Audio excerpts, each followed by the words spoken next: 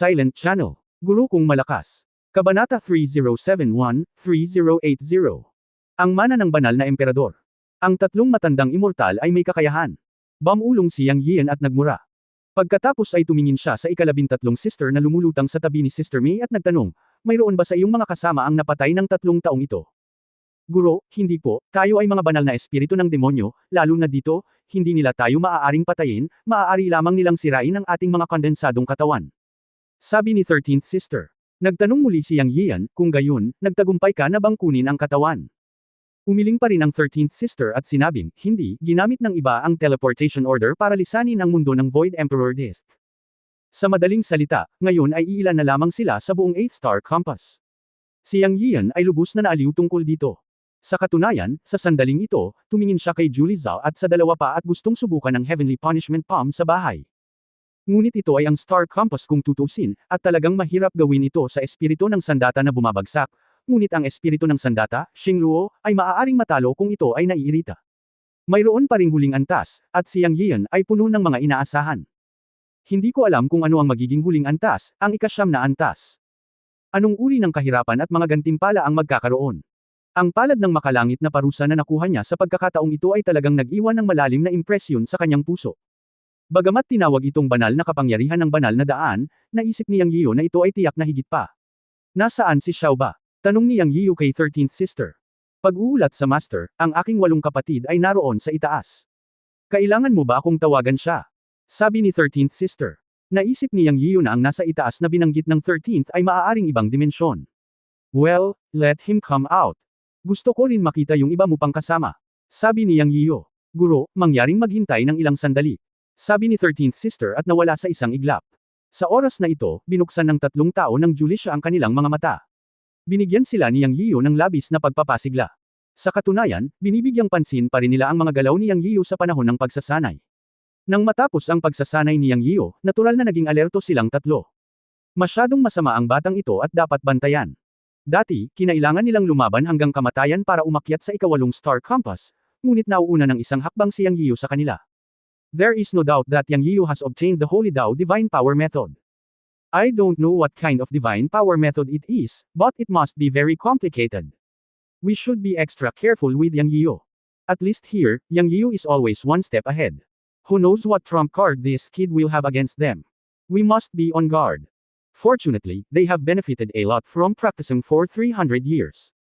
Although their cultivation has not been further improved, this practice on the 8-star compass will have a huge impact on them in the future.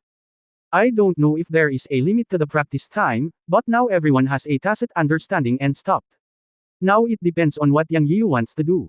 If possible, Julie Zhao and Ji Wumeng want to kill Yang Yiu. This kid's growth is too terrible.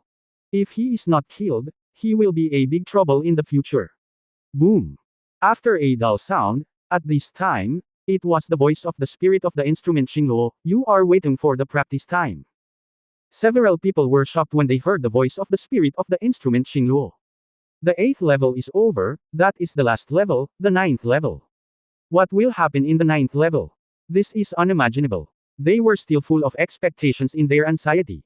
The reward for the 8th level was the Holy Dao Divine Power, but it was taken away by Yang Yiu. They only occupied the quota for practicing on the star compass, but even this practice benefited the 3 of them a lot.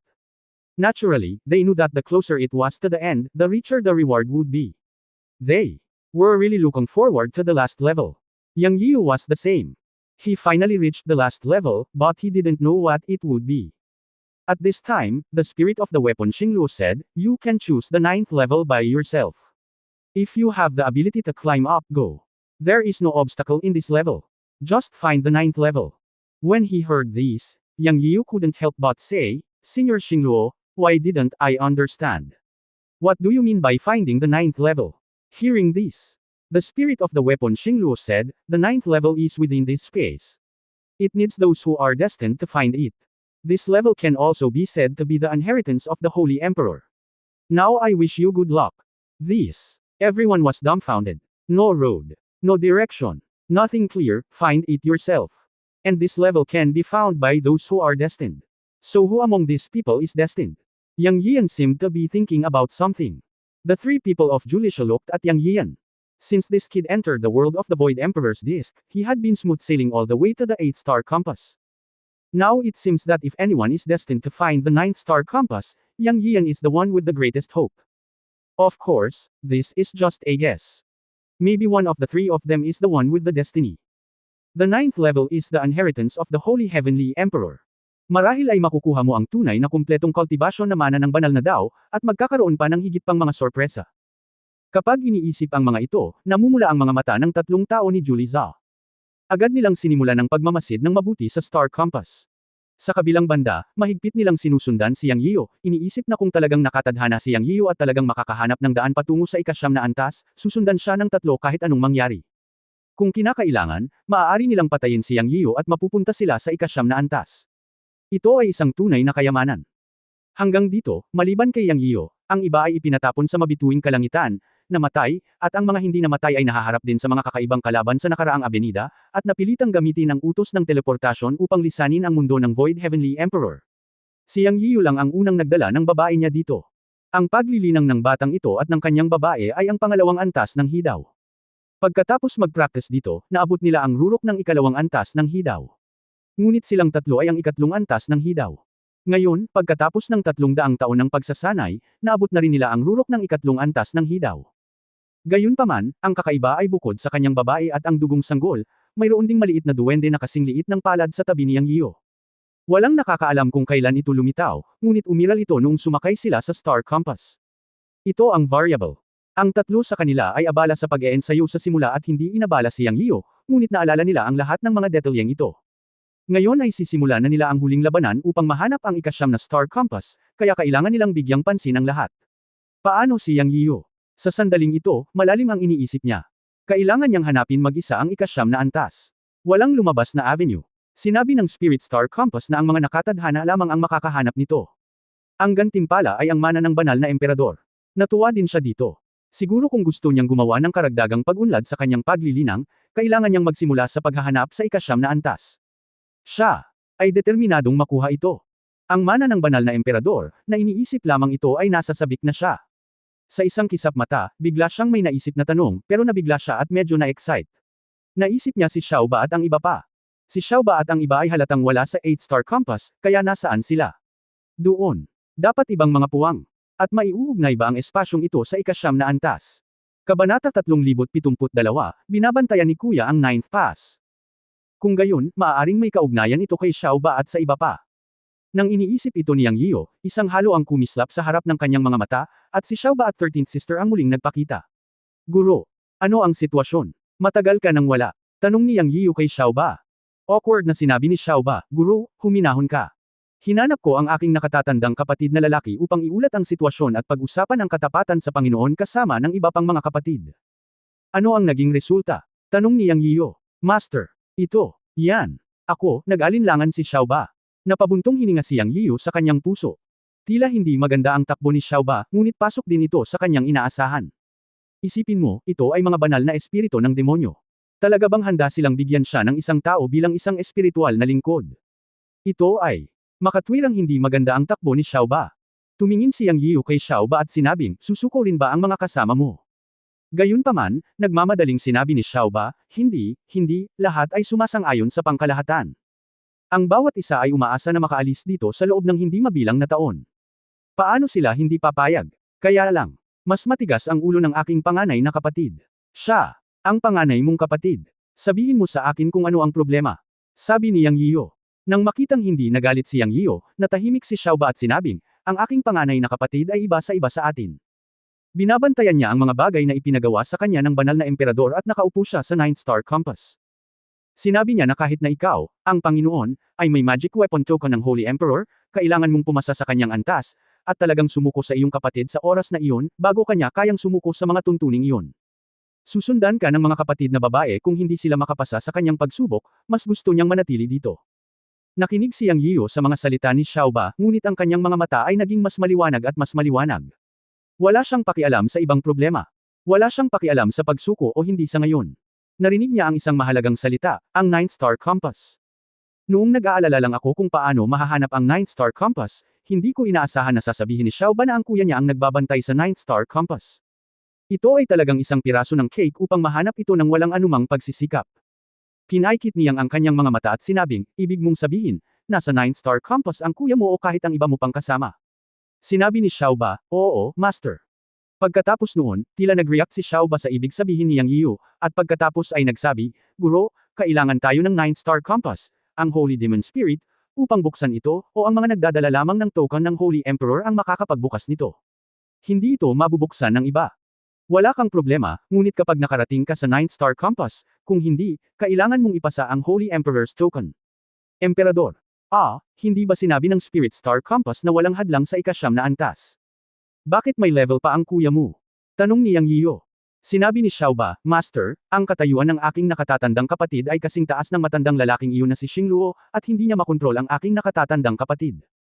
Sa mundo ng Void Emperor Plate, ang aking nakatatandang kapatid ay kapareho ng matandang iyon na si Xingluo, maliban na lamang na hindi siya makalabas. Wala ni isa sa kanila ang makakontrol sa isa pa. At maaaring hindi labanan ang pagsubok ni kuya. Malalaman mo kung ano yun kapag pumunta ka doon. Nagtiwala si Yang Yiyu nang marinig niya itong sinabi ni Xiaoba. Token.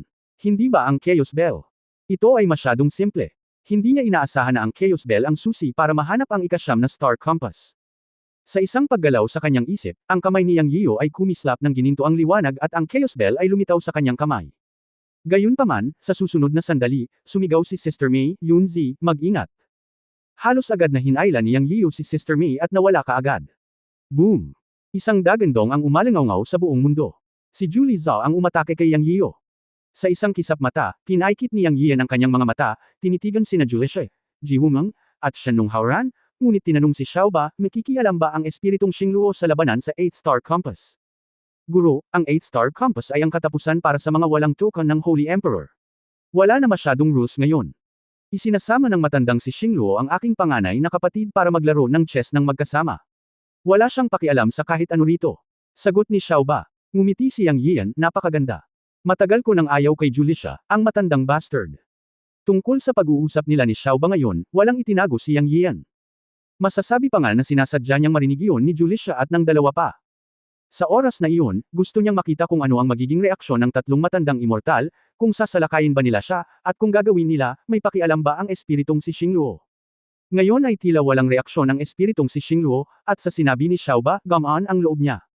Dahil walang masama kung makipag-away dito, subukan mo ang Heavenly Punishment Palm na pinino lang niya.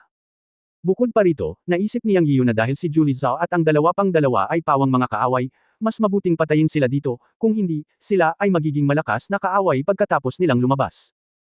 Ang matandang immortal na ito ay halatang narinig ang kanyang pakikipag-usap kay Xiaoba, at ngayon ay gusto niya itong patayin para agawin ang Chaos Bell, para umakyat sa tuktok ng 9-star compass, at para makuha ang mana ng Holy Heavenly Emperor. Pero, sa kanya, Yang, walang paraan na magagawa niya iyon. Mga kapatid, gawin natin ito. Ang pagkakataon natin ay patayin lamang si Yang Yiyu at makuha ang Chaos Bell sa kanyang kamay.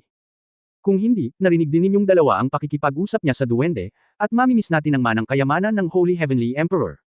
Nakarating na tayo sa huling hakbang. Kung susuko tayo ng ganito, paano tayo magiging papayag?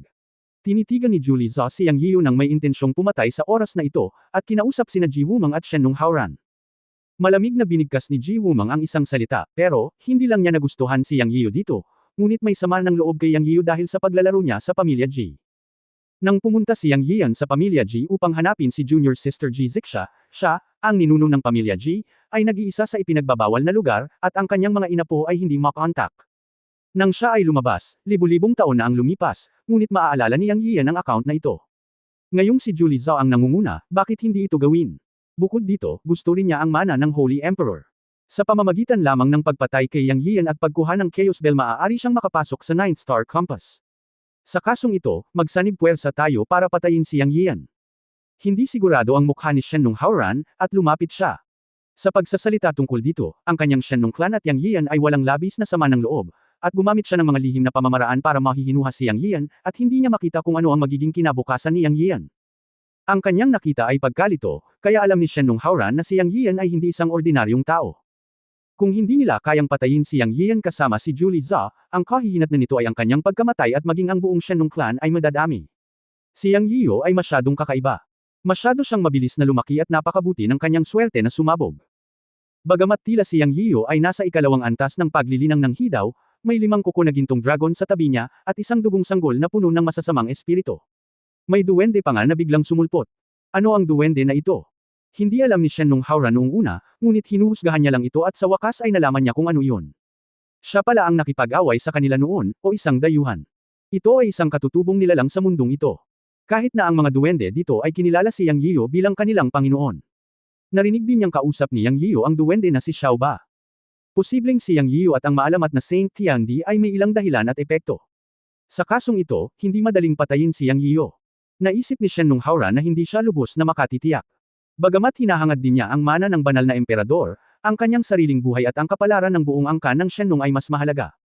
Bukod dito, nang siya ay dumating sa God's Domain, ang tunay na ninuno ng kanilang Shen Nung clan ay may isang salita ng paliwanag. Sabi ng ninuno, huwag hawakan ang mga bagay na hindi mo malinaw na nakikita, ang paghawak sa mga ito ay magdadala ng kapahamakan. Ngayon ay tila ang pahiwatig ng ninuno ay dapat na si Yang Yiyo. Hindi niya makita si Yang Yiyo. Sa kasong ito, sumuko siya. Maaari niyang maabot ang puntong ito ngayon. Ang kanyang cultivation ay maaaring umakyat sa tuktok ng 3 antas ng hidaw. Nag-practice pa siya dito ng 300 taon. Napakahusay ng kanyang mga insight, na sapat para magkaroon siya ng malinaw na ideya ng maalamat na abinida sa hinaharap. Kuya Haoran, ano ang ibig mong sabihin? Tumingin si Julie Zhao at tinanong siya sa oras na ito. Sinulyapan ni Shen Nung Haoran si Yang Yiyo na sobrang kalmado. Pagkatapos ng lahat, isang banal na liwanag ang kumislap sa kanyang kamay at isang teleportation order ang lumitaw. Tumangala siya kay Julie Zhao at sinabing, pinili kong sumuko. Mga kapwa tawista, mangyaring gawin mo ito sa iyong sarili. Habang nagsasalita, tumango si Shen Nung Haoran kay Yang Yiyo, inactivate ang teleportation order, at nawala sa lugar na may isang kislap ng banal na liwanag. Hindi inaasahan ni Yang Yiyan na susuko si Shen Nung Haoran. Ang huling tingin na ibinigay niya sa kanya ay puno ng paghingi ng tawad at ang intensyon na makipagpayapaan. Pinatawad ni Yang Yiyan si Shen Nung Haoran. Sa katunayan, kahit nasa tabi niya sina Xiaoying, Sister Mei at Xiao Bashi-san, natatakot pa rin siyang harapin ang 3 makapangyarihang tao sa 3 antas ng hidaw. Ang pag-alis ni Shen Nung Haoran ay nagpawala sa kanya ng maraming pressure. Humph, duwag ka talaga. Galit na nagmura si Julie Zhao matapos makitang umalis si Shen Nung Haoran. Sa oras na ito, ngumiti si Yang Yiyan, pinaikit ang kanyang mga mata at tumingin kay Julie Zhao at sinabing, matandang walang kamatayan, hindi ka ba natatakot na mamatay ka dito ngayon? Hahaha, nasa tuktok na ako ng 3 antas ng hidaw, natatakot pa ba ako sa iyo? At saka, nandito si Ji Wumang, at kaming dalawa sa 3 antas ng hidaw ay nagsanib puwersa, sa tingin mo ba hindi ka namin kayang sirain? Si Julie Zhao ay puno ng kumpiyansa sa kanyang mga salita, ngunit siya ay talagang medyo hindi mahuhulaan tungkol kay Yang Yiyan sa kanyang puso. Kung ano ang mararamdaman ni Shen Nung Haoran, naramdaman din ni Julia at Ji Wumang, tulad ni Xiao Ba at Shisan. Ngunit ang kanilang paglilinang ay mas mataas kaysa kay Yang Yiyo, at naabot na rin nila ang huling antas. Hindi papayag si Julia na sumuko kung hindi siya lalaban ng husto, at kailangan pa rin niyang labanan si Yang Yiyo. Subukan mo lang, matanda, hindi natin alam kung sino ang mabubuhay at kung sino ang mamamatay. Malamig na bamantong hininga si Yang Yiyo. Kuya Ji, patayin mo. Biglang umungal si Julia at sumugod kay Yang Yiyo. Sa kabilang banda, sumambulat ang mga aura ni na Sister Mei at Xiaoying, at alam ng lahat na hindi maiiwasan ang laban na ito. Ano pa ang hinihintay mo, Xiao Bashi-san? Hinimok ni Yang Yiyo ang kanyang magic power at umungal. Kung gusto mong lumaban, lumaban ka. Kahit na ang cultivation realm nila ni Sister Mei ay isang antas na mas mababa kaysa kina Julia at Ji Wumang, kasama sina Xiaoying at Xiao Bashi-san, talagang hindi siya natatakot sa kahit ano. Isa pa, mainit pa rin ang Palm of Heavenly Punishment na katatapos lang niyang nilinang. Inaasahan niya kung kaya niyang pumatay ng isang malakas na tao sa 3 antas ng hidaw gamit ang isang palad. Kabanata 3073 Si Julie Zhao ay talagang isang scumbag. Kaharap ni Yang Yiyo at Sister Mei ang isang malakas na tao sa 3 antas ng hidaw. Hindi sila manggahas na maging pabaya. Ang isang leon ay dapat labanan ng isang kuneho sa buong lakas nito. Dapat nilang gawin ito ng higit pa. Sa Ji Wumang at Julia, direktang hinarap ni Yang Yiyo si Julia. Ang pinakaayaw niya ay itong matandang immortal. Para naman kay Ji Wumang, naniniwala sila na kakayanin nila ito kung ibibigay nila kay Sister Mei. Gayunpaman, ang hindi inaasahan ay si Julia, ang matandang immortal, ay laging nakatago sa loob ng 1 metro ng Ji Wumang. Parang gustong magkaaway ng dalawa. Ngunit hindi ito mahalaga. Kung magkasama silang lumaban, walang nakakaalam kung ano ang mangyayari. Anyway, ang mga mata ni Yang Yiyo ay nakatutok kay Julia. Pakiramdam niya ay mas tuso si Julia kaysa kay Ji Wumang. Hindi siya mapalagay kung hindi niya aalisin ang matandang immortal na ito. Gusto siyang paalisin ni Julia at Ji Wumang, at ganoon din siya. Habang tumatakbo ang mana ng kanyang buong katawan, umalis si Yang Yiyo sa isang iglap. At nakaharap nga sa kanya si Julia, kaya halos mag-away silang dalawa. Sumigaw si Yang Yiyo, pinarurusahan ng langit ang lahat ng bagay. Umakyat siya at diretsyong ginamit ang unang palad ng langit. Parusa. Hinimok niya ang kanyang mahiwagang kapangyarihan na paandarin ang palad ng makalangit na parusa. Ang unang palad ay upang subukan ang kapangyarihan, at si Juliusha ay masasabing isang taong ganap na nakakatugon sa mga kinakailangan ni Yang Yiyo. Sa mga tuntunin ng paglilinang, ang pagkakaiba sa pagitan ng dalawa ay isang maliit na kaharian. Si Juliusha ay nasa tuktok ng ikatlong antas ng hidaw, habang si Yang Yiyo ay nasa tuktok ng ikalawang antas ng hidaw. Bagamat hindi niya nalampasan ang ikatlong antas ng hidaw sa pagkakataong ito, nilinang niya ang unang palad ng makalangit na kaparusahan sa lahat ng bagay. Sa mga tuntunin ng lakas, naramdaman ni Yang Yiyo na napabuti niya ang ilang antas sa loob ng mahabang panahon, ngunit hindi niya alam kung gaano kalakas ang palad ng makalangit na parusa sa lahat ng bagay. At ang pagkakaroon ng Juliusha, na nasa tuktok ng ikatlong antas ng hidaw, bilang paksa ng pagsusulit, ay ang pinakamahusay. Kung si Juliusha ay nasa ikalawang antas ng hidaw, kahit natalunin niya si Juliusha gamit ang palad na ito, hindi madarama ni Yang Yiyo ang isang pakiramdam ng tagumpay, na maaaring mga hulugan lamang na ang kapangyarihan ng palad ng makalangit na parusa ay karaniwan. Ngunit kung kaya niyang talunin si Juliusha, na nasa ikatlong antas ng hidaw, sa kanyang pangalawang antas na paglilinang, nangangahulugan ito na ang Palm of Heavenly Punishment ay tunay na isang banal na kapangyarihan ng banal na Dao.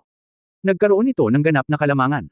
Siya ay umungal, at ang kapangyarihan ng Chi sa kanyang palad ay nagsama-sama, ngunit nagsimula rin itong mag-overlap ng patong-patong, patuloy na pinipiga at pinipiga. Naramdaman na lamang ni Yang Yiyo na ang kanyang palad ay umiinit, at ito ay medyo umiinit. Siya.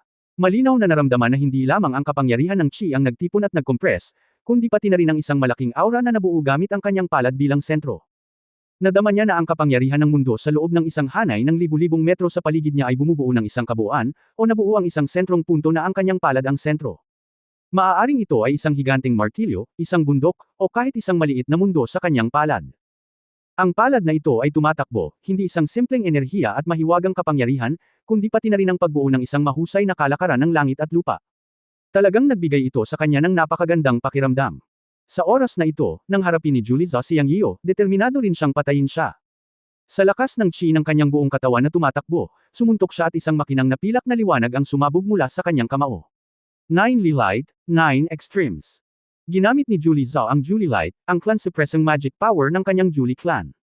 Sa isang suntok, lumitaw ang isang 9 na metrong diametro na liwanag na bilog sa kamao ni Juliusha, nagniningning ng maliwanag, ngunit hindi pa rin ito natatapos. Ito ay patuloy na naging sunod-sunod na liwanag na bilog, at 9 na nakasisilaw na pilak puting liwanag na bilog ay sumambulat mula sa kanyang kamao sa isang iglap. Napuno ng malakas na aura ang buong Star Compass. Ito ay isang malakas na mahiwagang kapangyarihan na nilikha ng unang henerasyon ng mga ninuno ng kanyang Julie clan. Ang Julie clan ay umasa sa mahiwagang kapangyarihang ito upang tumayo sa God Realm sa hindi mabilang na taon nang hindi nahuhulog. 9 ang limitasyon, at bawat 9 Light ay may kapangyarihang sirain ang mundo. Sa pagkakataong ito, upang patayin si Yang Yiyo sa isang suntok, direktang pinalabas ni Juliusha ang 9 na Light sa isang hininga. Ito ang kanyang pinakamakapangyarihang hakbang sa pagpatay, at hindi niya ito naipakita ng madali sa iba. Ngunit para mapatay si Yang Yiyo, maagaw ang Chaos Bell sa kamay ni Yang Yiyo, at maabot ang tuktok ng ika-9 na Star Compass para makuha ang mana ng Holy Emperor, talagang sinubukan ni Juliusha ang kanyang makakaya. Lalo na ngayong naabot na niya ang rurok ng ikatlong antas ng hidaw, ginamit niya ang pinakamalakas na mahiwagang kapangyarihan sa pag-ataking ito, at ang kapangyarihan ay may isip. Si Juliusha ay napaka-motivated sa sarili tungkol dito, at gusto niyang patayin si Yang Yiyo sa slag sa pag-ataking ito. Pero, nang mag-away silang dalawa, alam ni Juliusha na hindi ito maganda. Naisip ng kanyang Julie Light na napakalakas nito na kaya nitong patayin si Yang Yiyo sa ilang segundo, ngunit mahina ba talaga si Yang Yiyo? Sa sandaling kumilos siya, alam niyang mali siya. Yang Yiyo moved with a palm, and under the explosion of divine light, the whole world felt that an aura had formed, which was so powerful that it made him tremble in his heart. Sure enough, when Yang Yiyo and his fist and palm magical power collided, Juliusha's heart twitched. Boom! There was no earth-shattering sound. Everything started with a dull sound. Yang Yiyo's palm collided with Juliusha's Julie Light circle. In Juliusha's eyes, he saw that when his Julie Halo hit Yang Yiyan's brilliant palm, it was like an iron hammer hitting a block of tofu, and began to collapse layer by layer, and turned directly into ash. In a blink of an eye, 1 layer, 2 layers, 3 layers. It completely collapsed. What's more terrifying is that Juliusha found that he felt that he was being stared at by invisible auras from all directions, and he felt that there was no escape. How is it possible? How could it be? How could he have such a powerful magical power? The next moment Juliusha thought of the Holy Dao magical power. He broke out in a cold sweat. It must be that Yang Yiu cultivated the Holy Dao magical power. At this moment, Julisha felt that the difference between his Julie Light magical power and Yang Yi's magical power was like the difference between an iron palm and tofu dregs. They were not on the same level at all. The terrifying thing was that he felt that he was being stared at from all directions, and there was no way to escape. He felt powerless in his heart. His 9 auroras disintegrated layer by layer and would soon fall on him. Julisha was full of fear. He had no confidence to withstand Yang Yi's palm magical power. He felt that he would be crushed into ashes. No, I can't die. Julisha shouted in his heart, and the desire to survive burst out.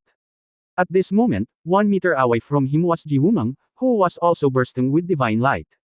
He was about to fight with Yang Yi's woman. Julisha, who felt jealous and dangerous, did not hesitate to attack Ji Wumeng. Bang! A palm hit Ji Wumeng's back, and directly hit Ji Wumeng under the power of Yang Yi's palm. At the same time, Julisha's hand burst out with divine light, but it activated the teleportation order. This old immortal betrayed his teammates at the critical moment and let Ji Wumeng replace him to die, and he did not hesitate to activate the teleportation order. At the moment of teleportation, Yang Yiu also saw Julisha's face, and saw that Julisha had blood on the corner of his mouth, and his figure gradually disappeared. But he teleported away. Ah! Ji Wumeng was finished. A scream sounded, and the light in the field was bright. Boom! The sound of the earth-shaking explosion. The entire 8-star compass was shocked. The next moment, the halo dissipated, and the star compass was covered with dense cracks. Yang Yian looked at his palm and was stunned for a long time. But after coming to his senses, he cursed to himself, Julisha is really a scumbag. Ngayon lang niya nakita ng malinaw ang eksena. Bagamat naglabas si Julisha ng siyam na light circle na may isang suntok sa ilalim ng kanyang palad, hindi ito masama, ngunit sa ilalim ng kanyang palad ng makalangit na parusa, diretso itong bumagsak at sa wakas ay dumiretso kay Julisha. Sa hindi inaasahang pagkakataon, tinalo ng matandang immortal si Ji Wumeng sa ilalim ng kanyang mahiwagang kapangyarihan sa kritikal na sandali, binibili ang oras para sa kanyang sarili, at sa wakas ay na-activate ang utos ng teleportasyon upang direktang umalis. Ngunit malinaw na nakikita ni Yang Yian na bagamat nakatakas ang matandang immortal ni Julisha, napaatras din siya, na may dugo sa gilid ng kanyang bibig, na nagpakita na ang kapangyarihan ng kanyang palad ng makalangit na parusa ay may epekto pa rin kay Julisha, at ang kapangyarihan ay mas malakas kaysa sa kanyang naisip. Ang pinaka-nagkasala ay si Ji Wumeng. Hindi niya siguro akalain na aatakihin siya ni Julisha mula sa likod at gagawin siyang scapegoat, di ba? Anyway, nakita ni Yang Yian na winasak niya ang siyam na light circle ng Julisha gamit ang isang palad. Nang matamaan si Ji Wumeng ni Julisha, bumagsak ang lakas ng palad niya kay Ji Wumeng. Bagamat nilabanan ni Ji Wumeng at pinalabas ang kanyang mahiwagang kapangyarihan para lumaban, sa wakas ay sumabog ang kanyang katawan at naging ambon ng dugo at nawala. Ang natitirang kapangyarihan ng palad ay nahulog sa Star Compass, at ang buong ikawalong Star Compass ay natatakpan ng mga bitik. Noon lamang nawala ang kapangyarihan ng kanyang palad ng makalangit na parusa. Ito ay talagang. Ang puso ni Yang Yian ay kumikilos. Ngunit puno siya ng mga sorpresa. Kabanata 3074, ang 7 banal na kaharian ay katumbas ng banal na langit. Bagamat si Ji Wumeng ay pasibong inatake ng kanyang palad, nagawa niyang pumatay ng isang makapangyarihang tao sa ikatlong antas ng kaharian ng Hidaw sa isang segundo. Ito ay sapat na upang patunayan ang kapangyarihan ng Palm of Heavenly Punishment. At ito lamang ang kapangyarihan ng unang palad. Hindi pa niya nasasanay ang sumunod na 2 palad. Kung isa sa buhay niya ang mga ito, may isip mo kung gaano sila kalakas. Sa isang palad lang, si Ji Wumeng ay naging slag. Nilinlang ni Julie Jian si Ji Wumeng at inactivate ang teleportation order para makatakas. Isang palad ang nagpasya sa kinalabasan. Si Sister Mei, ang Blood Infant, si Xiaoba at ang ika-13 kapatid na babae ay walang oras na umatake bago matapos ang labanan. Ito ay masyadong mabilis at napakalakas, na naging dahilan upang hindi komportable si Sister Mei at ang iba pa. Tapos na. Hindi napigilan ni Ate Mei ang pag-ungol. Sa wakas ay nag-react si Yang Yian at ngumisi, hindi ko inaasahan na magiging ganito ito. Ito ang Jade Sleep ng banal na kapangyarihang Dao. Makikita mo kung kaya mo itong sanayin. Ibinigay ni Yang Yian ang Jade Sleep ng Heavenly Punishment Palm kay Sister Mei. Hindi niya alam kung kaya niya itong sanayin. Nadama niya na ang ganitong uri ng kasanayan ay nangangailangan ng pinakamasculine at dominanteng karanasan sa pagsasanay, na mas angkop para sa mga lalaki na magsanay. Masyadong pambabae ang mga katangian ng cultivation ng kababaihan at maaaring hindi ito may segowa. Okay. Na-curious din si Sister Mei tungkol sa banal na kapangyarihan ng Dao. Kahit na hindi niya ito ma-practice, nakaka-inspire na magsanay nito. Ate Mei, hintayin mo ulit ako ni Daoer. Naisip ito ni Yang Yian at hinayaan si Sister Mei at Blood Infant na hintayin siya dito. Pagkatapos ng lahat, hindi niya alam kung ano ang sitwasyon sa huling antas ng Ninth Star Compass. Mas ligtas kung manatili dito. Sige, mag-ingat ka. Tumango si Ate May. Xiaoba, tumingin si Yang Yian kay Xiaoba. Guro, subukang buhayin ang Chaos Bell. Sabi ni Xiaoba. Muling inilabas ni Yang Yian ang Chaos Bell at pinaandar ito ng may pag-iisip. Sa susunod na sandali, ang Chaos Bell ay nagningning ng gininto ang liwanag. Dong! Tumunog ang isang kampana. Pagkatapos, isang sinag ng liwanag ang bumagsak mula sa kawalan sa itaas ng kanyang ulo at dumapo sa kanya. Tumangala si Yang Yiu at nakitang ang sinag ng liwanag ay nagmula sa kailaliman ng kawalan. Tinanong niya si Xiaoba, nasa kailaliman ba ng kawalan? Sinabi ni Xiaoba, Guro, ito ang liwanag ng patnubay. Talagang isa itong espasyo. Walang mangyayari. Habang nakikinig si Yang Yiu sa paliwanag ni Xiaoba, ang sinag ng liwanag sa kanyang katawan ay gumawa ng hagong. Halos agad-agad, nakaramdam ng pagkahilo si Yang Yiu at naramdaman na ang kanyang katawan ay lumipad ng hindi mapigilan. Sa mga mata ni Sister May, nawala si Yang Yiu sa isang iglap, at isang sinag ng liwanag ang kumislap sa kailaliman ng kawalan. Tatay! Ang dugong sanggol ay sumigaw, balisa. Nagmamadaling sinabi ni Sister May, huwag kang matakot, babalik si tatay. Hihintayin natin siya rito. Matapos itong aliwin, kumalma ang dugong sanggol, ngunit nanatili itong nakatitig sa kawalan. Tila nakakakita ito sa kaibuturan ng kawalan. Ano ito? Nang muling imulat ni Yang Yiu ang kanyang mga mata, nalaman niyang nasa kaibuturan nga siya ng kawalan, o nasa kailaliman ng malawak na mabituing kalangitan. At sa kanyang paningin, may isang palasyong lumulutang. Ang banal na liwanag ay umaagos at nagniningning. Ito ay isang ganap na sinuspinde na palasyo. Lumitaw dito ang 5 malalaking suspendidong palasyo. Ngunit napapaligiran ito ng 7 malalaking porma sayon. Ang palasyong ito ay nasa gitna ng 7 bituin. Ang 7 bituin ng pula, kahel, dilaw, berde, asul, at lila. Hindi sila mga sphere gaya ng inaakala, bagkus 7 kontinente ang nakabitin sa malawak na mabituing kalangitan. Sila ay 7 mundo. Sa oras na ito, sinuspinde rin siya sa ere. Pagdating niya rito, naramdaman ni Yang Yiu na ang kanyang magic power ay maaari pa ring gumana at hindi pinaghihigpitan ng selyo. Dahil dito, mas gamaan ang pakiramdam niya. 500 metro ang layo sa kanyang paningin ay isang parisukat na palasyo na halos 100 metro ang taas. Ang 7 bituin ay medyo malayo, ngunit sila ay napakalaki upang makita sa isang sulyap. Ito na ba ang ika-9 na Star Compass, Xiaoba? Tanong ni Yang Yiu. Oo, Guro. Sa katunayan, sa halip na tawagin itong 9 Star Compass, mas mabuting sabihin na ito ang ubod ng buong Void Emperor Compass. Sa harap nito ay ang Holy Heavenly Palace, na kilala rin bilang Temple of the Gods. Ang aking panganay na kapatid at ang espiritong si Xingluo, kasama ang iba pa nating mga kapatid, ay kadalasang nagpupunta sa Holy Heavenly Palace. Paliwanag ni Xiaoba. Ano ang 7 bituin sa malayo? Patuloy na tanong ni Yang Yiu. Sinabi ni Xiaoba, iyan ang 7 banal na mundo. Natigilan si Yang Yiu, anong banal na mundo? Ipinaliwanag ni Xiaoba, ang Master ay katulad ng God Realm na may masaganang divine energy, ngunit ang Holy Realm World ay mas mataas kaysa sa God Realm. At saka, ang Holy Realm World dito ay ang mundo na may pinakamaraming enerhiya sa mundo na ipinanganak noong Kaitian era. Ito ay bahagi ng Heavenly Court of the Holy Heavenly Emperor noong nakaraan. Nawasak, kaya kinuha niya ang 7 banal na lugar dito, na itinuturing na nagpapanatili ng Taoismo ng banal na hukuman sa langit. Ang 7 banal na kaharian ay nagpapanatili ng 7 banal na paraan ng pamana. Masasabing ito ang pamana ng sibilisasyong Holy Way noong panahon ng Kaitian. Ito ang pinakakomprehensibo at mayamang banal na lugar ng mana. Siyempre, ang 7 banal na kaharian ay mayroon ding mayamang mapagkukunan ng paglilinang, at iba pa. Na siyang pinakamalaking treasure house. Ang 7 banal na kaharian ay pinagsama sa Holy Heavenly Court. Sa pakikinig sa mga salita ni Xiaoba, ang puso ni Yang Yiu ay nayanig ng sunod-sunod na alon, at hindi siya mapakali ng mahabang panahon. Isang pangungusap lang ang nasa isip niya, I never expected it. Ang 7 bituin na pula, kahel, dilaw, berde, asul, at lila sa kanyang paningin ay naging banal na hukuman ng langit noong panahon ng Kaitian. Pinaghiwalay, sila ang 7 banal na kaharian, at pinagsama, sila ang banal na hukuman sa langit. Ang pinakamahalagang bagay ay sinabi ni Xiaoba na ang 7 dakilang banal na kaharian ay nagtatala ng 7 dakilang banal na mga pamana, na siyang tunay na kayamanan. Tungkol sa pamana ng banal na landas, ang buong banal na mundo ay halos nagkapira-piraso, kaya't walang santo sa mahabang panahon sa modernong panahon, dahil walang kumpletong paraan ng paglilinang ng banal na landas.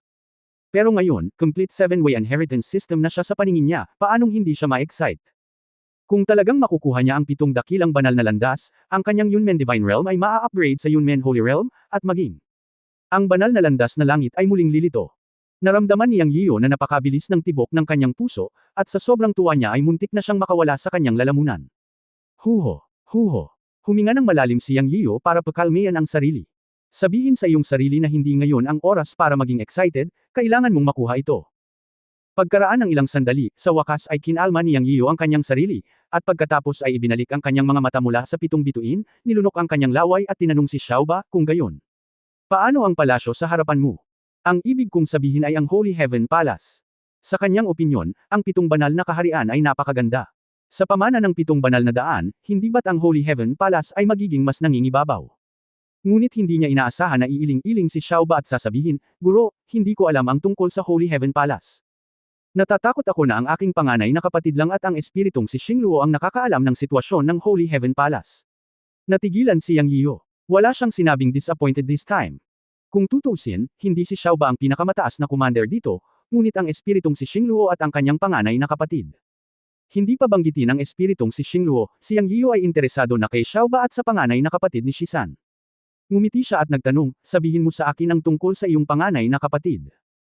Nang tanungin ni Yang Yiyo ang tungkol sa kanyang panganay na kapatid, nagbago ang ekspresyon at tono ni Xiaoba, at siya ay naging puno ng pagkamangha at sinabing, Guro, hayaan mo akong magsabi ng ganito. Bagamat ang aking panganay na kapatid ay isa ring banal na espiritu ng demonyo, siya ay naiiba sa lahat ng iba pa nating mga kapatid. Ang aking panganay na kapatid ay isang transcendent na pag-iral.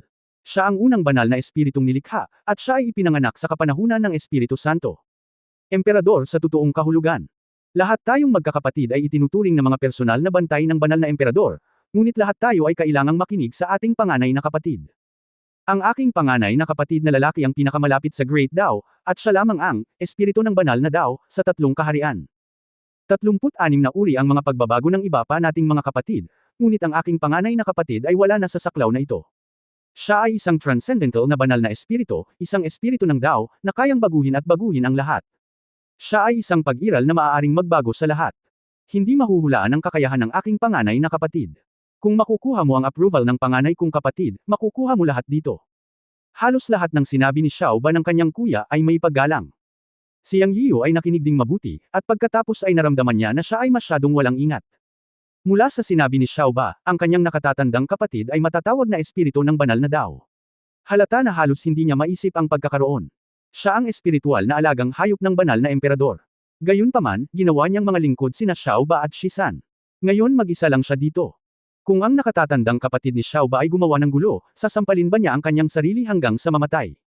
Medyo hindi mapalagay si Yang Yiyo. Pero kung iisipin ulit, parang wala naman dapat ikatakot. Ito ang ikasyam na Star Compass, at sinabi ng Spirit Star Compass na ang mga nakatadhana lamang ang makakaakyat. Ngayong nandito na siya na ang nakatadhana. Hindi siya papatayin ng kabilang partido, kapag iniisip ko ito, isang pamilyar na boses ang tumunog, pumasok ka kung nandito ka, bata, bakit hindi mo isama ang iyong kaibigan?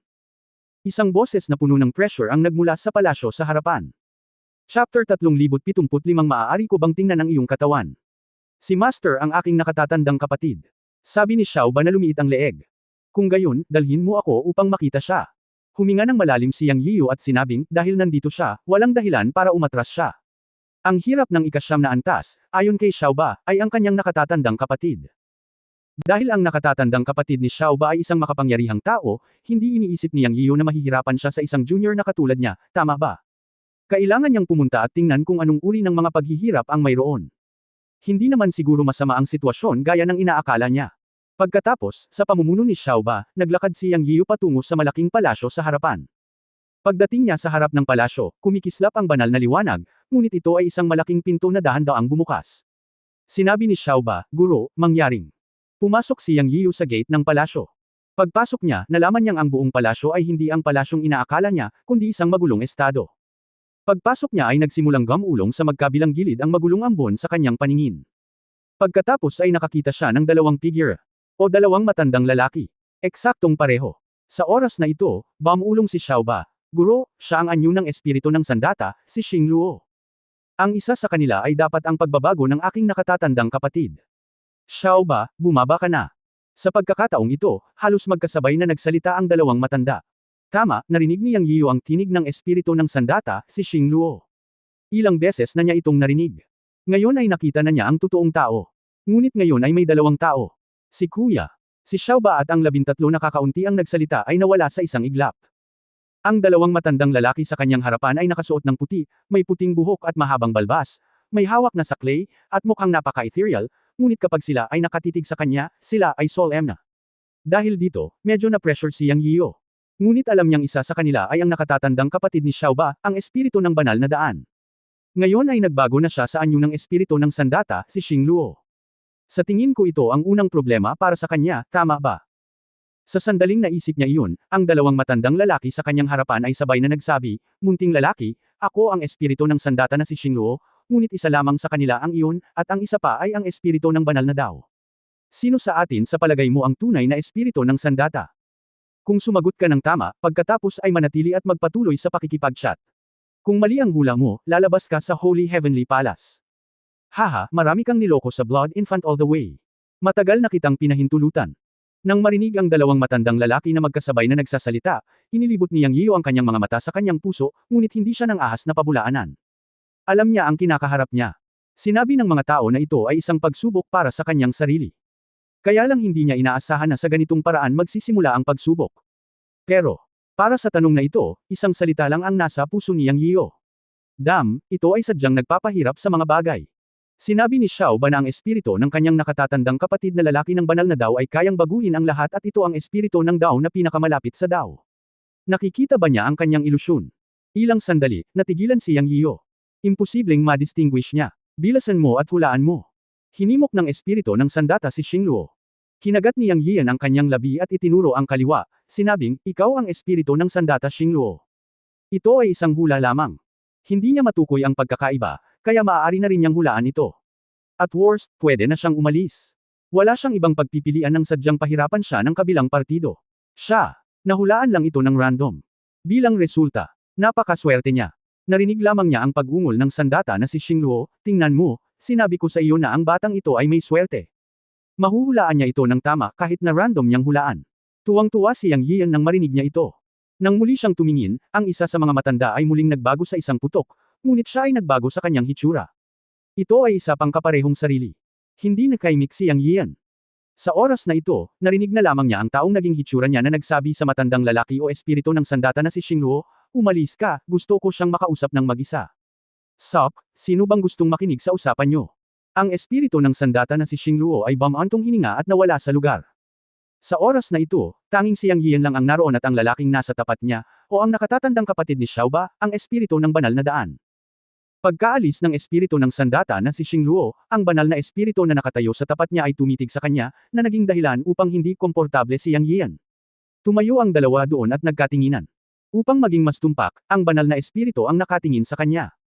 Nang malapit ng sumuko si Yang Yian, sa wakas ay sinabi ng kabilang partido, "Hayaan akong makita ang Chaos Bell." Gumaan ang pakiramdam ni Yang Yian. Sa wakas nagsalita ka. Sa pagharap sa isang malaking tao, nakaramdam siya ng matinding pressure. Lalo na nung nanahimik siya. Lumitaw ang kaguluhan sa kanyang palad. Agad na gumalaw ang isip niya. Nang tumangala siya sa kausap, nalaman niyang nawala na ang kausap. Walang tunog. Bilang resulta, sa susunod na sandali, isang pamilyar na boses ang tumunog sa likuran niya at nagsabi, "Ito nga ang mahiwagang sandata ng banal na emperador."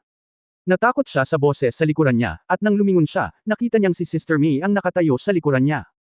Hindi napigilan ni Yang Yio na sabihin, "Mei. Sister Mei."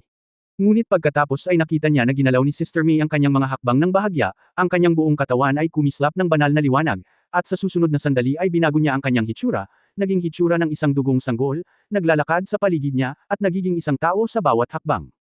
Sa oras na ito, napagtanto ni Yang Yio na hindi si Sister Mei, kundi ang espiritu ng banal na Dao, ang panganay na kapatid ni Xiao Ba. Naalala ko ang sinabi ni Xiao Ba na kayang baguhin ng kanyang panganay na kapatid ang lahat at baguhin ang lahat. Ngayon parang totoo na. Pagkatapos ay narinig niyang sinabi ng kabilang partido, "Ano ang pangalan mo?" "Aking. Ang pangalan ko ay Yang Yio." Walang malay na sagot ni Yang Yio. Sa oras na ito, muling nagbago ang Espiritu Santo, naging isang lumilipad na phoenix, at pagkatapos ay naging isang tunay na dragon, mga ulap, mga puno. Ito ay nagbabago sa isang napakaraming paraan. Pagkatapos, ang kanyang mga pagbabago sa paningin ay tumigil sa isang napakaringgal na anyo, at siya ay tumayo sa kanyang harapan at sinabing, "Maaari ko bang suriin ang sitwasyon sa loob ng iyong katawan?" Ito ay isang kahilingan. Narinig ni Yang Yian na ang kabilang partido ay nakikipagnegosasyon sa isang tono, at hindi siya inutusan sa isang mapagpalang tono. Bagamat napakasungit nitong kahilingan, tumanggo siya. Dahil alam na alam ni Yang Yian na sa kakayahan ng banal na espiritu, kung gusto niyang makita ang kanyang paglilinang, magagawa niya ito ng walang anumang pag-aalinlangan, at hindi na kailangang humingi ng kanyang opinyon. Maaari niyang pilitin itong suriin, at pagkatapos ay wala siyang paraan. Sa halip na gawin ito, siya. Maaari rin na hayaan ang kabilang partido na suriin ito ng hayagan. Hindi bababasa. Ang kabilang partido ay nakikipag-usap sa kanya sa tono ng paghiling, at hindi siya nakakaramdam ng anumang panganib sa ngayon. Kung talagang may masamang intensyon ang kabilang partido sa kanya, hindi niya ito kakausapin. Hindi niya ito pag-usapan sa kanya. Ito. Mas mabuting hayaan ang kabilang partido na suriin ito ng hayagan. Sa susunod na sandali, naramdaman niyang Yian ang mga mata ng kausap sa kanya, at naramdaman niyang hubad siya sa harap ng kausap, hubad at transparent, at lahat ng bagay sa kanya ay nalantad sa mga mata ng kausap. Bagamat hindi ito komportable, wala siyang pagpipilian. Matapos ang humigit kumulang 10 paghinga, natapos ang pakiramdam na nakatitig. Ngunit ang sumunod na nangyari ay lampas sa kanyang inaasahan. Kabanata 376 na hayaan siya na maging tagapagligtas. Ang hindi inaasahan niyang Yiyo ay pagkatapos na pagmasdan ang sitwasyon sa kanyang katawan, ang banal na espiritu ay talagang lumuhad ng dahan-dahan. At sumigaw, maligayang pagdating sa banal na anak ng langit. Banal na anak ng langit. Natigilan si Yang Yiyo. Anong nangyayari? Ang isang malaking tao ay biglang lumuhad at tinanggap ang banal na anak ng langit. Ahem. Kahit na malakas si Yang sa kanyang puso, medyo nanghina siya sa sandaling ito at sinabi, mayroon bang hindi pagkakaunawaan? Alam niya ang nangyayari. Anong banal na anak ng langit? Wala naman itong kinalaman sa kanya. Kung ito ay dahil sa Chaos Bell, ito lamang ang nakuha niya sa kalsada ng paglilinang, hindi isang bagay na kanyang ipinanganak. Hindi kaya dahil mayroon siyang magic power ng Holy Emperor, siya ang banal na anak ng langit. Ito ay masyadong. Siyempre, maaaring ito ay isang magandang bagay sa paningin ng iba, ngunit hindi yun inisip ni Yang Yiyo. Sa oras na ito, sinabi ng banal na espiritu, sa totoo lang, alam kong marami kang pag-aalinlangan, ngunit may ilang mga bagay na hindi maginhawang sabihin sa iyo ngayon. Gayunpaman, ikaw ang banal na anak ng langit, at walang pagkakamali. Una, mayroon kang Chaos Bell, ang mahiwagang sandata ng banal na emperador. Siyempre, ang isang mahiwagang sandata lamang ay hindi nangangahulugan ng anumang bagay, ngunit ikaw ay isang natatanging katawan at, 10 ang natatanging katangian ng katawan at, 10 lamang. Walang sinuman sa 3 kaharian ang mayroon nito, kaya ikaw ang banal na anak ng langit. Nakinig si Yang Yian. At tila naintindihan ng kaunti, at hindi maiwasang magtanong, ibig mong sabihin, hindi ako ang reincarnation ng Holy Emperor of Heaven, tama? Posible, ngunit hindi posible, ngunit may koneksyon kung tutuusin. Ang iyong 10 perpektong pangangatawan ay nagpapatunay na ikaw ang banal na anak ng langit, na sinabi ng banal na emperador ng langit. Sinabi ng banal na espiritu ng banal na espiritu. Ano kayang ibig sabihin nito? Sabi ni Yang Yian. Ang banal na espiritu ng banal na espiritu ng banal na espiritu ay kumislap ng banal na liwanag at naging isang lumilipad na espiritu at sinabi ng banal na emperador ng langit na kung ang banal na anak ng langit ay lilito sa hinaharap, maaari niyang magmamana ang daos na angkan ng banal na emperador ng langit. Tumalon ang puso ni Yang Yian. Wala siyang pakialam sa banal na anak ng langit o sa banal na emperador ng langit. Anyway, siya mismo, ngunit gusto niya ang Daoist lineage ng Holy Emperor of Heaven. Ano ang angkan ng Holy Heavenly Emperor? Tanong ni Yang Yian kasabay ng kanyang laway.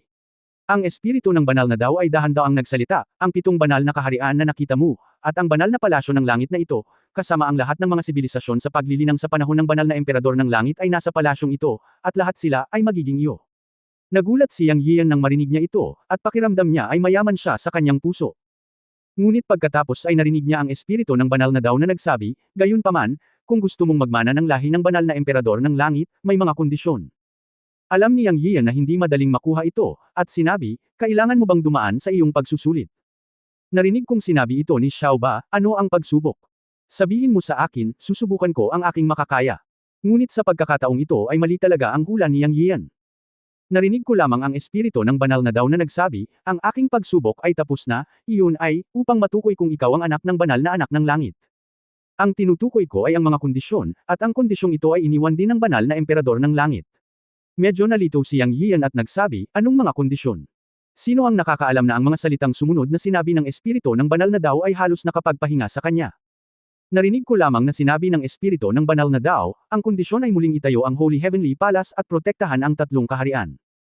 Isang maikling pangungusap, ngunit ito ay parang isang malaking panukala sa pandinig ni Yang Yian, na nagpoprotekta sa 3 kaharian. Anong klaseng tao ang may qualification na yan? Bago niya matuno ang pagkabigla sa kanyang puso, narinig niya ang banal na espiritu na patuloy na nagsasabi, ang pagprotekta sa 3 kaharian ay upang labanan ang pagsalakay ng Shire clan sa 3 kaharian. Sa ngayon, narinig muli ni Yang Yian ang tungkol sa Shire clan. At narinig niya ito mula sa bibig ng banal na espiritu, napakaseryoso. Dahil dito ay tumalon ang puso ni Yang Yian ng walang dahilan. Noong una siyang pumasok sa mundo ng mga Diyos, hindi siya nakaramdam ng labis na pagbabago bago nang marinig niya ang tungkol sa Shire Clan, ngunit sa pagkakataong ito, pagkatapos marinig ito mula sa bibig ng banal na espiritu, ito ang unang pagkakataon na nakaramdam siya ng hindi nakikitang presyon. Tinanong niya, anong uri ng pag-iral ang angkan ng Shire? Ang espiritu ng banal na daan ay sumagot, ang madilim na bahagi sa labas ng tatlong kaharian ay maaaring ituring na ikaapat na kaharian. Ang lahat ng nabubuhay na nilalang at mga bagay sa mundong iyon ay likas na yin, at ang kapangyarihan na kanilang nakukuha ay ganap na kabaligtaran sa atin, at sila ay kapwa pinipigilan. Ang angkan ng Shire ay ang hindi mapag-aalinlangan ng pinuno ng ikaapat na kaharian, na kilala rin bilang Netherworld. Ang kanilang angkan ay isinilang sa Netherworld Blood Sea. Sila ay walang kamatayan at walang hanggan. May isang hari na nagngangalang Shire King, na kilala rin bilang Blood Sea Ancestor. Siya ang unang nilalang na ipinanganak sa Blood Sea at ang maalamat na nilalang sa simula ng kaguluhan. Ang Blood Sea Ancestor ang lumikha ng Shire Clan. Gayunpaman, ang Netherworld ay madilim at ang kapaligiran ay malupit. Palagi nilang pinagnanasaan ang tatlong kaharian, lalo na ang Diyos na kaharian. Sa katunayan, sila ay sumalakay sa hindi mabilang na beses sa panahon ng paglikha. Ngunit lahat sila ay binugbog pabalik ng Three Realms God Clan na pinamumunuan ng Holy Emperor, hanggang sa huling isang pagkakataon, personal na kumilos si Zhuai Chanzo. Sinira niya ang 6 na landas ng reinkarnasyon at sinalakay ang kaharian ng mga Diyos kasama ang hindi mabilang na mga Shuras. Ang panahon ng Kaitian ay ang panahon ng banal na emperador. Ang banal na emperador ang namamahala sa 6 na landas ng reinkarnasyon at namuno sa tatlong kaharian. Siya ang hari ng lahat ng mga banal. Masasabing siya ang langit at ang daan ng langit. Sa pagharap sa pagsalakay ni Zhuai Chanzo o Shire King, pinangunahan ng banal na emperador ang tatlong kaharian ng mga Diyos at lahat ng mga santo upang labanan ang angkan ng Shire. Ang God's Domain ang pangunahing larangan ng digmaan at ang lugar kung saan naglaban ang Holy Emperor at Shire King. Sa huli, si Shire King ay natalo at tumakas sa reincarnation, ngunit halos sirain niya ang 6 na landas ng reincarnation. Sa wakas ay winasak ng banal na emperador ang katawan ng hari ng Shire, at tanging ang kanyang kaluluwa lamang ang nakatakas sa Netherworld, ngunit ang 6 na landas ng reincarnation ay nasira pagkatapos ng lahat. Kung masira ang 6 na landas ng reinkarnasyon, ang buong tatlong kaharian ay haharap sa pagbagsak. Sa oras na iyon, babalik ang lahat sa kaguluhan at mawawala ang lahat. Sa huli, isinakripisyo ng banal na emperador ang kanyang sarili upang makumplito ang reinkarnasyon. Ngunit sa huli, hindi sila sapat na malakas upang labanan ang hari ng Shire. Sila ay masasabi lamang na nagpatatag ng reincarnation. Ang tunay na sitwasyon ay ang 6 na landas ng reincarnation ay nag-iwan pa rin ng mga butas, na nagbigay ng pagkakataon sa Shire Clan na salakayin ang God Realm sa hinaharap. Sa labanan sa pagitan ng Holy Emperor at ng Shire King, tila nanalo ang God Clan, at lahat ng invading Shire Clan ay napatay sa God Realm. Sa katunayan, ang God Clan ay malubhang nasugatan din, at ang Cultivation Civilization ay bumagsak sa hindi kilalang bilang ng mga panahon. Ang pinakamataas na tradisyon ng paglilinang ay unti-unting bumaba, at ang 10,000 banal ay nahulog at nawala.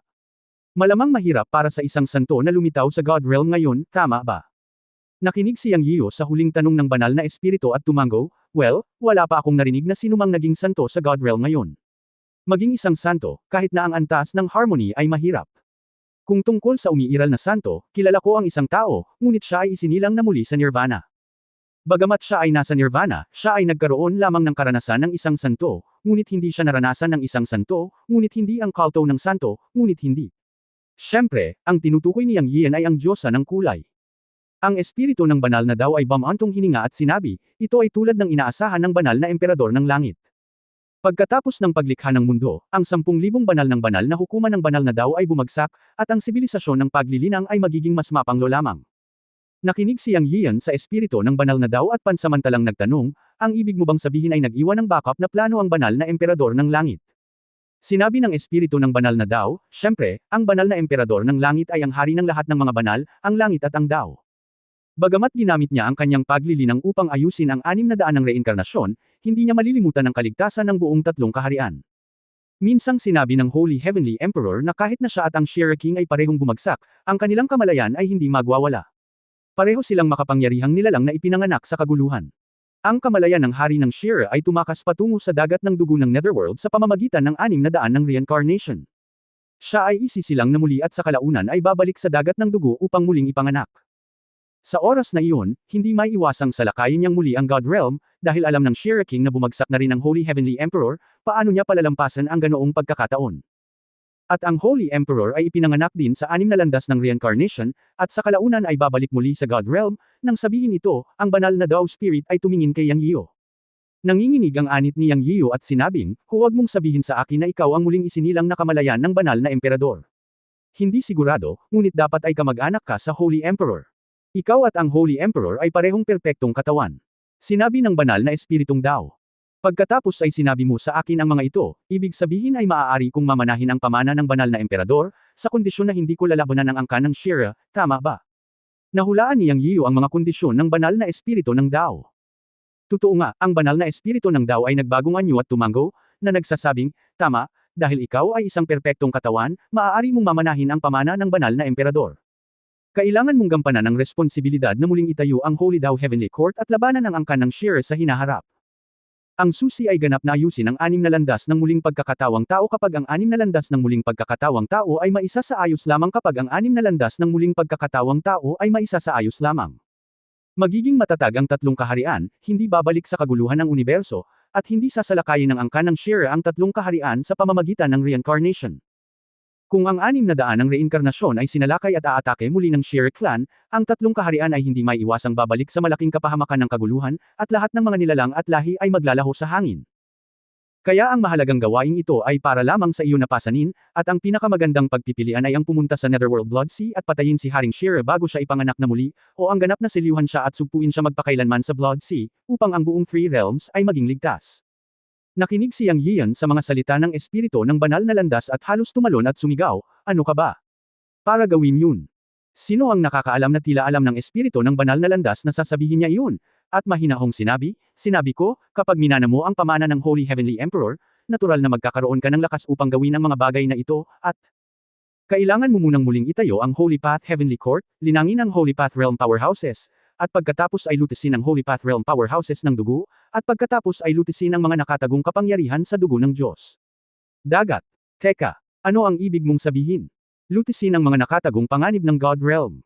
Posible kayang may mga nakatagong panganib sa God Realm. Narinig ni Yang Yiyu na ang mga salita ng espiritu ng banal na landas ay tila nagsasabi na may problema sa kasalukuyang God Realm. Oo, ang angkan ng Shira ay hindi isang nilalang na ipinanganak sa 3 kaharian. Sila ay isinilang sa dagat ng dugo, na iba sa lahat ng mga angkan sa 3 kaharian. Bagamat ang lahat ng mga Shira ay napatay sa digmaan sa taong iyon, sinabi mo rin noon na ang ilang mga tao sa banal na landas ay isinilang na muli mula sa Nirvana. Dahil ang mga tao sa banal na landas ay maaaring gawin ito, kung gayon ang mga kaluluwa ng dugo ng clan ay maaaring muling ipanganak na mga miyembro ng Shira. Ang banal na emperador ay hinulaang ito matagal na ang nakalipas at nagbigay ng mga tagubilin sa mga inapo ng God Realm, ngunit ito ay hindi tiyak kung gaano karaming mga God Clan Lord ang bibigyan pa rin ng pansin dito. Ang Shira clan na maaaring muling ipanganak ay tiyak na susubukan ang lahat ng paraan upang makipag-ugnayan sa Netherworld Blood Sea sa God Realm, at kahit na ipatawag, o ay assimilate ang God Clan, at muling tipunin ang mga Shira warriors sa God Realm. Sa panahong iyon, magkakaroon ng kaguluhan sa God Realm. Ang ilang mga lugar ay tiyak na makikita ang muling isilang na Shira. Ang kanilang masamang kapangyarihan ay kakaiba. Hanggat ang isang patak ng dugo ay napanatili, sila ay muling isisilang. Hindi ko alam kung gaano karaming miyembro ng God Clan sa God Realm ngayon ang naaalala pa rin ng mga salita ng Holy Emperor, at kung nilalabanan ba nila ang reborn Shira clan sa God Realm. Ang iyong unang gawain ay i-clear ang God Realm at pigilan ang mga muling isilang na cultivator na makipag-ugnayan sa Blood Sea. Sa oras na iyon, maaaring magising ang hari ng Shira. Kung iyon ang kaso, ito ay magiging isang malaking problema. Sinabi ng espiritu ng banal na Dao. Teka, medyo magulo ang isip ko, hayaan mo muna akong matuno. Nakinig si Yang Yiyu sa mga salita ng banal na Dao Spirit, at malaki ang kanyang ulo. Parang ito ang humihiling sa kanya na maging tagapagligtas. Kabanata 377 Tianzin. Matagal na pinag-isipan ni Yang Yiyu ang mga salita ng banal na espiritu ng Dao bago hinukay ang ilan sa mga ito. Pagkatapos ay sinabi niya, tingnan, hayaan mo akong ayusin ito. Ito ba ang mga kahulugan? Una, ayon sa iyong kahulugan, mayroon akong koneksyon sa banal na emperador ng langit. Kung gusto kong makuha ang mana ng banal na emperador ng langit, dapat kong gampanan ang responsibilidad na protektahan ang 3 kaharian. Pangalawa, pagkatapos makuha ang mana ng Holy Heavenly Emperor, sisimulan ko muli ang Holy Dao Heavenly Court, linangin ang malalakas na lalaki sa God Realm, at alamin ang Shira clan na naiwan sa God Realm para linisin sila. Pangatlo, kailangan kong humanap ng paraan para pigilan ang Shira King na maipanganak muli, o patayin ang selyo, at sa wakas ay ayusin ang 6 na landas ng reincarnation at hayaan ang 3 kaharian na makipag-ugnayan sa krisis. Ito ba ang mga kahulugan? Ang banal na espiritu ng Dao ay nagsabi, oo, ang mga pangunahing punto ay ang mga isyong ito. Ang pinakamahalagang isyu ay ang pag-aayos ng 6 na landas ng reincarnation, dahil ang 6 na landas ng reincarnation ay nasira. Kung ang mga ito ay hindi lubusang nalutas at naayos, kapag ang 6 na landas ng reincarnation ay gumuho, ang 3 kaharian ay mawawala at ang lahat ay babalik sa kaguluhan. Naramdaman ni Yang Yiyo na sumasakit ang kanyang mga ngipin sa sandaling ito. Ngumiti siya ng mapait at sinabing, may kakayahan ba ako? Kung gayon, paano ang pakikipaglaban sa Shira Clan at sa Shira King? Ito ang pangalawang pagkakataon na sinabi niya sa banal na espiritu na wala siyang tiwala. Ngunit sinabi ng banal na espiritu, sinabi ko na kapag binuksan mo muli ang Holy Heavenly Court, ang banal na kabihasnan ay lilito muli sa God Realm. Sa oras na iyon, ito ay hindi may iwasang papasok sa Age of All Saints. Sa oras na iyon, natural na magkakaroon ka ng kapangyarihan upang labanan ang Shira. At mayroong isang bagay sa mana ng banal na emperador na tiyak na magpapalaki sa iyong lakas ng paglilinang at magbibigay sa iyo ng pinakamakapangyarihang pundasyon para sa pagiging isang santo sa hinaharap. Naantig si Yang Yian nang marinig niya ito ng banal na espiritu. Sa wakas ay nagsimula kang magsalita tungkol sa totoong bagay. Sa katunayan, alam niya na mula nang makilala niya ang banal na espiritu, ang lahat ay nakatadhana at walang pagpipilian. Bakit naman? Dahil kailangan niya ng lakas, isang makapangyarihang puwersa, isang supreme cultivation inheritance, at iba pa. At ang yaman na iniwan ng Holy Emperor ang kailangan niya. Gusto niyang labanan ang Emperor ng 33 Heavens Palace, gusto niyang makahanap ng reincarnation at makapasok sa Netherworld, at gusto rin niyang mahanap si Liu Lingling. Ang lahat ng ito ay nangangailangan ng lakas. Tsaka parang inayos na ang lahat para sa kanya.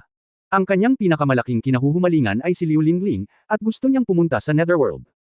Hindi niya inaasahan na si Haring Shira ang pinuno ng Netherworld. Ito ay dapat harapin. Bilang karagdagan, mula sa pangkalahatang pananaw, ang 6 na landas ng reinkarnasyon ay parang ubod ng pundasyon ng 3 kaharian, ngunit nagkaroon ng problema.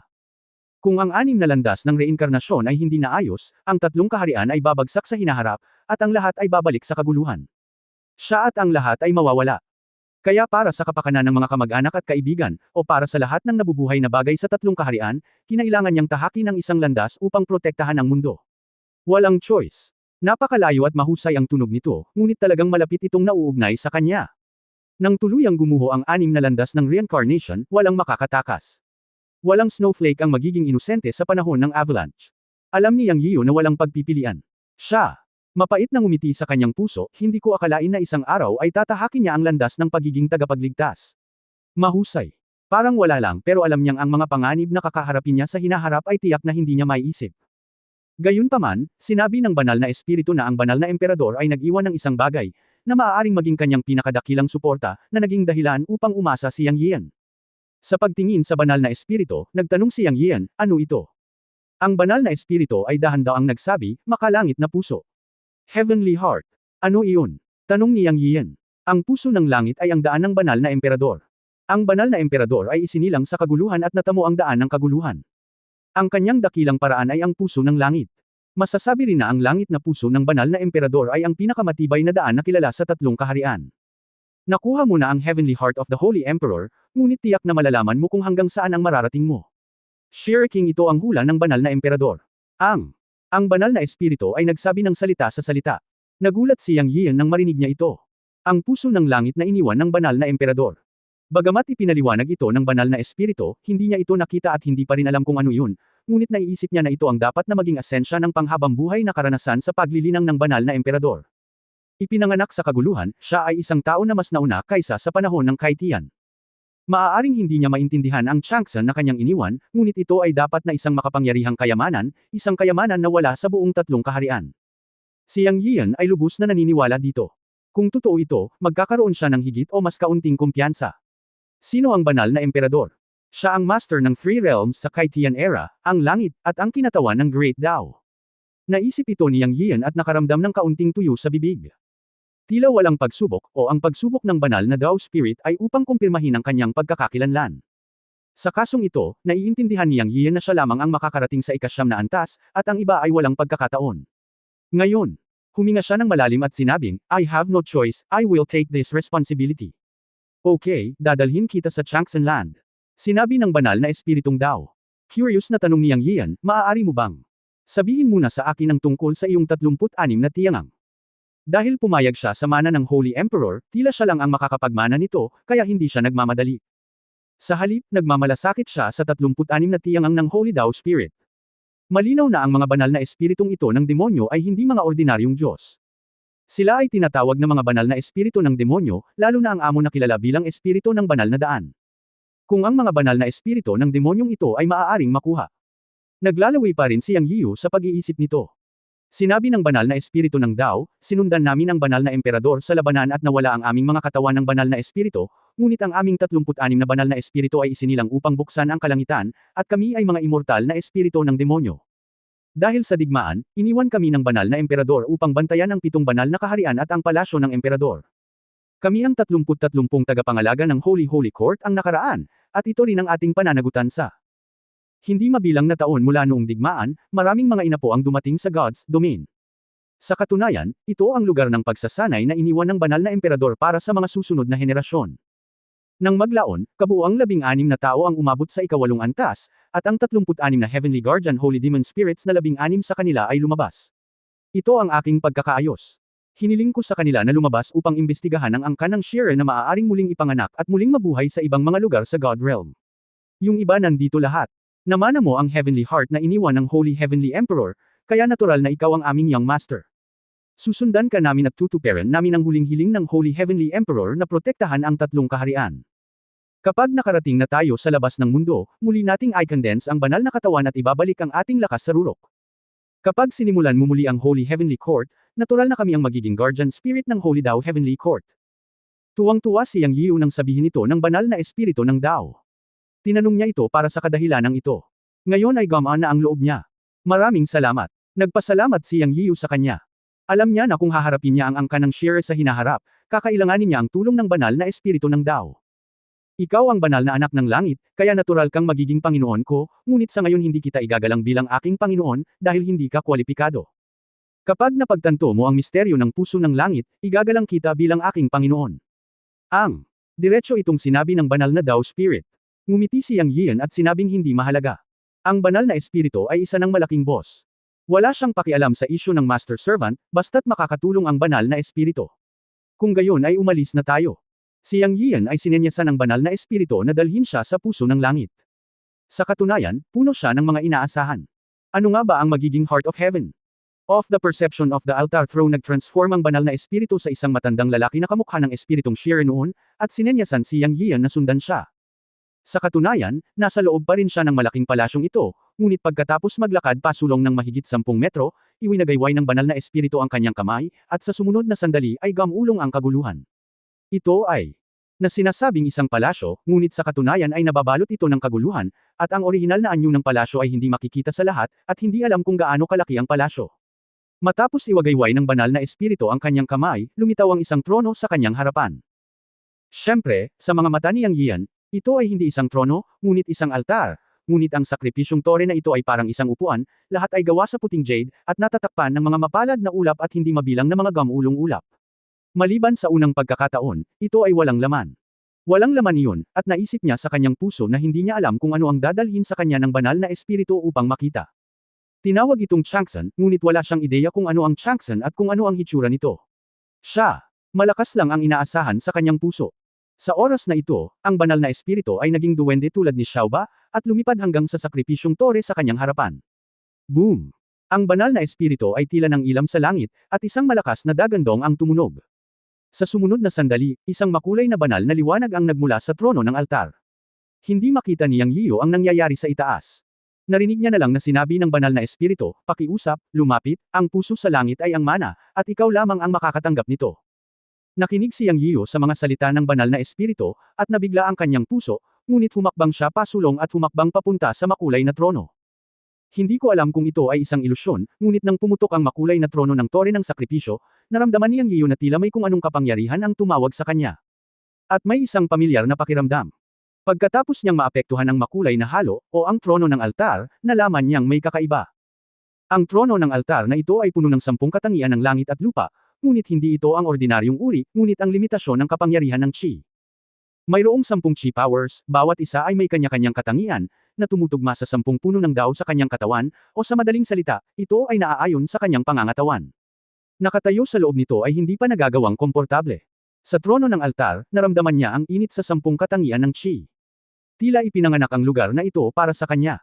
Unti-unti, naramdaman ni Yang Yian ang nakakasilaw na liwanag na nawala, at dahan-dahan niyang idinilat ang kanyang mga mata upang umangkop sa kasalukuyang kapaligiran. Sa oras na ito, nalaman ni Yang Yian na ang malalim na lugar ay ganap na makulay na mundo, at walang tao o anumang bagay sa paligid. Ito ay mas katulad ng isang saradong espasyo, na mukhang napakaliit, ngunit ito ay talagang walang katapusan sa isang mahiwagang paraan. Sa oras na ito, iniisip lamang niya kung ano ang Chang'e. Ano ang mana ng banal na emperador? Walang makikita sa labas sa unang pagkakataon. Nang siya ay nalilito, ang tinig ng banal na espiritu ay tumunog sa kanyang mga tainga. At maramdaman mo ito, ang mana ng Chang'e ay nangangailangan ng iyong sarili na maramdaman ito, at walang makakatulong sa iyo. Matapos marinig ito, dahan daw ang pinakalma ni Yang Yian ang kanyang puso. Alam niya na ang kanyang panloob na pagbabago ay masyadong malaki sa sandaling ito, o siya ay may napakalakas na puso ng kasanayan, na hindi nakakatulong sa paglilinang at pag-unawa. Kung gusto mong magkaroon ng kaunting pangunawa, kailangan mong maging kalmado. Ang banal na espiritu ng banal na daan ay may ilang mga tip, at kung gusto mong makuha ito, kailangan mong maramdaman ito mismo. Kaya, ipinikit ni Yang Yiu ang kanyang mga mata, tumayo sa pwesto, at maingat na naramdaman ang mga pagbabago dito, lahat dito. Pakiramdam ang sobrang dalisay na kapangyarihan ng Qi sa paligid, na may 10 katangian. Naramdaman niya na ang 10 malalaking puno sa kanyang banal na ubod ng Dao Seed ay handa ng lumipat. Sa sandaling ito, ang mga panloob na kasanayan ay nagsimulang gumana ng autonomiya. Sa susunod na sandali, paulit-ulit na pumasok ang kapangyarihan ng Qi sa katawan, direkta sa banal na ubod ng Dao Seed, at umuungal ito kasama ang 10 malalaking puno ng Dao. Una, ang Dao Tree ng 5 elemento ng tubig ay sumisipsip ng bakas ng Qi power ng 5 elemento ng tubig, at pagkatapos ay isa-isang tumugon ng ginto, kahoy, apoy, at lupa. Ang kapangyarihan ng buhay, ang kapangyarihan ng kamatayan, liwanag, kadiliman. Hanggang sa huling kapangyarihan ng panahon at espasyo. Sa puntong ito, hinigop ng 10 malalaking puno ng Dao ang 10 magagandang katangian ng kapangyarihan ng Qi mula sa labas ng mundo, at biglang may nagmula sa kanilang mga katawan. Boom! Ang 10 malalaking puno ng Dao ay kumikinang ng maliwanag, bumangon mula sa lupa, at tumaas ng 300 metro, na umabot sa taas na 600 metro. Ngunit ang paglilinang sa wakas ay nakarating sa ikatlong antas ng hidaw. Tuwang-tuwa si Yang Yian. Hindi niya akalain na ganito pala ang kanyang gagawin. Sa kasamaang palad, ang 10 puno ng Dao sa kanyang katawan ay hindi na lumaki. Ngunit ang 10 puno ng Dao ay umuungal ng sabay, at ang banal na liwanag ay sumikat. Sa oras na ito, naramdaman ni Yang Yian ang isang puwersa na lumitaw. O baka hindi ito puwersa, gayunpaman, hindi niya masabi. Ito ay mas dalisay at katulad ng ilang uri ng kapangyarihan, ngunit hindi. Bagamat ikinukumpara ito sa mga mata, malinaw niyang naramdaman na tila may sumulpot sa kanyang harapan. Binuksan niya ang kanyang mga mata at tumingin. Gaya ng inaasahan, lumitaw sa kanyang harapan ang isang bagay na hugis diamante na kasing laki ng isang batong mainit-init, ngunit kumikinang ito sa 10 kulay. Chang'e. Ang unang reaksyon ni Yang Yiu ay si Chang'e. Ito ay si Chang'e. Ang pinakadakilang pamana na kayamanan na iniwan ng banal na emperador. Dapat tama. Ang hugis diamante na bagay na may 10 kulay na lumulutang sa harap ng kanyang mga mata ay nagbigay sa kanya ng napakalakas na pakiramdam ng kadalisayan at kalawakan. Napakasarap na pakiramdam na hindi pa niya nararanasan simula nang mag-practice siya. Dapat ay Chang'e iyon. Hindi napigilan ni Yang Yiu na hawakan ito. Sa sandaling dumampi ang kanyang mga daliri kay Chang'e. Boom! Isang parang kulog na pagsabog ang tumunog. Ah! Sigaw ni Yang Yiu. Sa sandaling ito, naramdaman na lamang niya ang isang hindi pa naganap na puwersa ng pagkawasak na dumadaloy sa kanyang katawan, o sa mas tiyak, sa kanyang dagat ng kamalayan at direkta sa kanyang kaluluwa.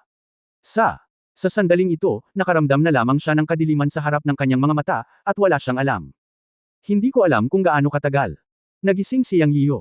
Dahan-dahan niyang iminulat ang kanyang mga mata at natagpuan ang kanyang sarili na nakahiga sa puting jade throne. Sa kanyang paningin, nakita niya ang tuktok ng isang bulwagan na napapalibutan ng mga mapalad na ulap, mga puting haligi ng jade, at iba pa. May sakit sa kanyang ulo. Unti-unting pumasok sa isip niya ang nakaraang eksena. Tumayo siya bigla. Sa oras na ito, nalaman niyang wala na ang magulong eksena, at lumitaw ang isang malaking palasyo. Pagkatapos niyang pumulupot, siya ay nasa trono ng altar, ngunit ang tronong ito ay naging mas maliit, mas angkop para sa mga tao. Naalala ko. Nawalan siya ng malay matapos pumasok si Chang'e sa katawan niya kanina. Pagtingala niya ay may nakita siyang 2 taong nakatayo sa ibaba. Ang isa sa kanila ay ang espiritu ng sandata na si Xingluo, at ang isa pa ay isang lalaking nasa katanghaliang gulang na may mga kilay na espada at mabituing mga mata, na walang alinlangan na espiritu ng banal na daan. Binabati kita sa banal na emperador sa pagmamana ng Chang'e. Pagbati, Master. Ang unang pangungusap ay nagmula sa espiritu ng banal na daan, at ang pangalawang pangungusap ay nagmula sa espiritu ng sandata na si Xingluo. Ganap na naiiba. Natigilan si Yang Yiu. Tinawag siyang master ng weapon spirit na si Xingluo. Ito, anong nangyayari? Naguguluhan si Yang Yiu. Parang namana niya si Chang'e, pero wala siyang naramdaman. Tumingin si Yang Yiyo sa dalawang tao sa ibaba sa oras na ito, umaasang makakapagbigay sila ng sagot. Kabanata 3079 na pagkilala sa banal na anak. Si Tianjin ay kumakatawan sa banal na emperador sa ilang lawak. Ang matandang alipin na ito ay ang espiritu ng plato ng Void Emperor, na nilikha ng banal na emperador, kaya ikaw ang aking bagong Panginoon. Ito ang sagot ng espiritu ng instrumentong si Xingluo. Ang espiritu ng banal na daw ay nagsabi, madarama mo ang lahat dito ngayon. Oo, Master, mararamdaman mo ang lahat ng nasa plato ng Void Emperor. Sumunod ang diwa ng instrumento. Medyo natigilan si Yang Yiyo, pero naintindihan din niya. Lumalabas na sa mga salita ng espiritu ng instrumento at espiritu ng banal na Dao, matagumpay niyang nakuha si Tianjin, o ang tunay na mana ng banal na emperador. Pagkatapos, narinig ni Yang Yiyo ang sinabi ng espiritu ng banal na Dao, naramdaman niya itong mabuti. Naalala lang niya noon, pumasok si Tianjin sa kanyang kaluluwa at direktang nawalan ng malay. Sa totoo lang, medyo nag-aalala pa rin siya ngayon, kung magkakaroon ba ng mga problema. Pagkatapos ng lahat, ito ang kaluluwa, ang ugat ng lahat. Kung may problema sa kaluluwa, ito ay magiging isang malaking problema. Sa pag-iisip sa kanyang puso, lumubog ang kanyang kamalayan at tumingin sa loob ng kaluluwa. Dahil dito, naramdaman niya kaagad ang pagkakaiba. Tama, naramdaman niya ang lokasyon ni Tianjin sa kaluluwa. Nang dama po ang kanyang kamalayan sa Changsan, may kakaibang nangyari. Sa isang iglap, pakiramdam niya ay konektado siya sa maraming bagay tulad ng isang hub. Maraming bagay ang lumitaw sa kanyang isipan. Ang espiritu ng instrumento, ang espiritu ng banal na daan, ang buong bulwagan, at ang 7 banal na kaharian sa labas. Ang mundo ng Void Emperor's Disk ay nasa isip niya. Sa sandaling ito, tila siya ay naging isang pares ng napakalaking mga mata, at nakita ang lahat sa buong disk ng Void Emperor. Kasama sina Xiaoba at Shisan at iba pang mga banal na espiritu ng demonyo, gayon din sina Sister Mei at Xiaoying, nakita rin niyang naghihintay pa rin sila sa kanya sa 8-star compass. Sa malayo ay ang mga makapangyarihang santo ng iba't ibang pamilya na ipinatapon sa kawalan. May kabuuang 10 tao ang lumulutang sa kawalan na may desperado na mga mata. Ngunit si Yang Yiyo ay nagkaroon ng transcendent na pakiramdam dito, na para bang lahat ay konektado sa kanya. Ngunit ito ay isa lamang sa kanila. Ang nakakapagtaka pa ay ang pakiramdam niya ay maraming bagay ang nakatago sa Changsan. Nang maramdaman niya ang Changsan, malinaw niyang naramdaman na ang Changsan ay parang isang uri ng mataas na antas ng persepsyon, na nagbibigay sa kanya ng hindi pa nagagawang karanasan. Alam niya na ito ang asensya ng kaliwanagan ng banal na emperador, ngunit kailangan niyang dahan-daang pagsamahin at unawain ito. Gayunpaman, ayon sa kanyang kasalukuyang paglilinang, hindi niya maintindihan kahit isang 10,000 bahagi ng langit na puso. Nangangailangan ito ng pang-araw-araw at buwan ng pag-unawa. Ang misteryo ng makalangit na puso ay hindi lamang sa paglilinang ng kaliwanagan, kundi pati na rin sa pagkakaroon ng kapangyarihan. Nararamdaman niya ang kapangyarihan dito, na sapat na para ilarawan na malawak. Ito ay may mga katangian ng 10 dakilang puwersa ng Qi, at ito ay tila isang selyadong estado. Kung ito ay sumabog, tiyak na hindi niya ito kakayanin, at direktang sisabog at mamamatay. Kailangang dahan-daang tunawin at unawain ang puso ng langit. Sa madaling salita, alam niya na ang Heavenly Heart ay isang tunay na pinakamataas na kayamanan, lahat-lahat. Kung naiintindihan niya ang kahit isang 10,000, ito ay walang katapusang pakinabang sa kanya. Sa dilim, marami ang naintindihan ni Yang Yiyo at marami siyang napagtanto, tulad ng pagbukas niya ng Ren at the Meridian sa paraan ng paglilinang. Ang kaluluwa ay bininyagan. Para sa kanya, ang pagkuha ng Heavenly Heart ay parang nirvana. Sa wakas ay naunawaan niya na ang sinabi ng banal na espiritu noon, na mayroong langit na puso na lalaban sa hari ng Shira, tila may pag-asa ngayon, at may tiwala siya. Ang pagsasakatuparan ng Changsan ay hindi maaaring magawa sa isang gabi. Si Yang Yiyo ay hindi nakadama ng anumang pinsala, ngunit sa halip ay isang malaking benepisyo. Siya, sa wakas ay gumaan ng loob. Sa ganitong paraan, binawi niya ang kanyang malay at muling iminulat ang kanyang mga mata. Maraming bagay ang magpaparamdam sa kanya ng lahat ng hindi sinasabi sa kanya ng banal na Dao Spirit at ng instrumentong espiritu na si Xingluo. Masasabing pagkatapos magkaroon ng Changsan, ito ay isang uri ng kaliwanagan para sa kanya. Bagamat hindi pa siya nalantad sa Holy Dao Cultivation System, alam niya kung paano isagawa ang Holy Dao. Ito ay isang mahiwagang pakiramdam. Ang lahat ay pagbabagong dulot ng Changsan. Maraming pagbabago ang tila isinama sa kanyang kaluluwa at dugo sa magdamag. Siyempre, mayroon din siyang mahusay na pag-unawa sa mga katangian ng kapangyarihan ng Dao sa pagitan ng langit at lupa. Pinigilan ni Yang Yiyo ang kanyang tonanibik at bumuga ng mahabang hininga. Tumingin siya sa banal na espiritu ng Dao at sinabi, ano ang susunod kong gagawin? Mahaba ang landas na tatahakin, at alam niya na ang banal na espiritu ng Dao ay magiging isang makapangyarihang katulong para makaharap niya si Shira sa hinaharap. Ito ay tiyak na isang first class na boss. Sa isang taos puso at mapagpakumbabang puso, tama na humingi ng payo sa kanya. Sinabi ng banal na espiritu, banal na anak ng langit, mangyaring maghintay ng ilang sandali. Hihilingin ko sa iba pang mga kapatid na pumunta. Magaling iyan. Tumanggo si Yang Yian. Para labanan si Shira, mas makabubuting magkaroon ng mga banal na espiritong ito sa paligid. Sa sumunod na sandali, ikanaway ng banal na espiritu ang kanyang kamay, at 19 na espiritu ang lumitaw sa bulwagan, lahat ay nasa parehong anyo ng espiritu bilang Xiaoba. Pagkatapos ang banal na espiritu ng Dao ay nanguna at nagsabi, ang Tiangang Spirit One ay nagbibigay-pugay sa banal na anak ng langit. Ito ang unang pagkakataon na sinabi ng banal na espiritu ng Dao ang kanyang pangalan ng napakataimtime, Tiangang Spirit One. Pagkatapos, nagsimula ang iba pang banal na demon spirit, Tiangang Spirit 2, Spirit 3. Isa-isa, hanggang sa matapos ang Tiangang Spirit 20. Ang bawat pangalan ay nagsimula sa Tiangang bilang espiritu. Doon ay 36 na Tiangang Holy Demon Spirits, at ngayon ay 20 na. Nagbigay-pugay sila kay Yang Yio. Ito ay higit na parang isang parangal sa isang bagong hari. Nararamdaman ni Yang Yio na maliban sa Tiangang Spirit 1 o sa Holy Dao Spirit, ang 19, tulad ni Xiaoba, ay tuwang-tuwa. Para kay Xiaoba at sa iba pa, ang excitement ay dahil makakalabas na sila sa wakas. Sila ay naging. Dito sa hindi mabilang na mga taon, napakatagal na nakalimutan nila ang oras. Ngayon okay na rin sa wakas. May bagong master ang Holy Dao Heavenly Court, ibig sabihin, susundan nila ang bagong master at lalabas. Hindi na kailangang maging magalang. Mangyaring bigyan ako ng higit pang payo sa hinaharap. Si Yang Yian ay hindi nang ahas na maging mayabang. Pagkatapos niyang makuha ang Heavenly Heart, natural na alam niya ang bigat ng mga banal na demonyong espiritong ito. Sila ay tunay na mga banal na espiritu.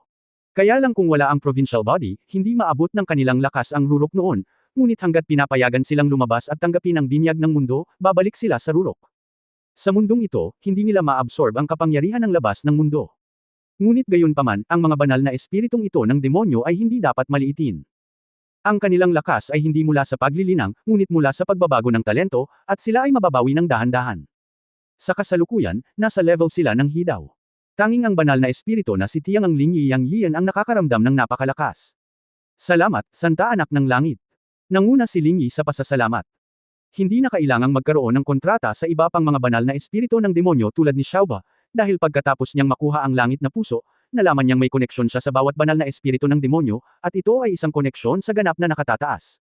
Sa ganitong paraan, hindi na kailangang mag-alala na hindi sila susunod. Kasama si Lingyi. Ngunit hindi gagamitin ni Yang Yian ang Heavenly Heart para pigilan. Ang sapilitang pagsupil ay hindi magandang bagay. Siyempre, hanggat wala silang gagawin na labag sa kanyang kalooban, magiging maayos ang lahat. Sa kabilang banda, hindi pa kakawalan ni Yang Yian ang mga banal na demonyong espiritong ito. Mula ngayon, kami, ang 36 na makalangit na banal na espiritu ng demonyo, ang mga personal na bantay ng banal na emperador, at ang mga espiritong tagapag-alaga ng langit pagkatapos na muling simula ng banal na Dao Heaven. Dapat nating sundin ang kalooban ng banal na emperador at tulungan ang banal na emperador sa pagprotekta sa 3 kaharian. Ang pinakamatandang espiritu ay nagsalita sa ngalan ng grupo, na itinuturing na isang uri ng katapatan. Kabanata 3080, isang walang katulad na laro ng chess. Ang 20 banal na espiritu ng demonyo ay kasama sa kanyang utos, at siyang ay nasa mabuting kalagayan. Gayunpaman, alam niya na mayroong 36 na banal na demonyong espiritu ng Heavenly Gang, at 16 sa kanila ang lumabas, ngunit hindi niya alam kung ano ang nangyari. Kaya tinanong niya ang panganay na kapatid na si Lingyi, Lingyi, ano ang nangyari sa 16 na Heavenly Gang na mga banal na demonyong espiritu na lumabas dito? Pakiramdam ko kung gusto mong lumabas, maaari mo ring ilabas ang iba, tama ba? Umiling si Lingyi at sinabing, sa katunayan, hindi ako makakaalis maliban kung lumitaw ang banal na anak ng langit. Para sa iba, lahat sila ay inayos ng banal na emperador noon. Binuksan niya ang Void Emperor Plate, pinapasok ang mga tao dito, pumili ng mga host upang palabasin ang iba pang mga banal na espiritu ng demonyo, upang matulungan ang mga puwersa sa resurrenge ng Holy Realm. Emperor ito ay dapat na isang libreng pare-pareho. Pinakinggan ito ni Yang Yian, ngunit nanginginig ang kanyang puso, at hindi niya maiwasang sabihin, ibig mong sabihin, nang bumagsak ang banal na emperador noong taong iyon, naisip niya kung ano ang mangyayari sa hinaharap at gumawa ng mga pagsasaayos sa taong iyon. I guess so. The Holy Emperor acts free.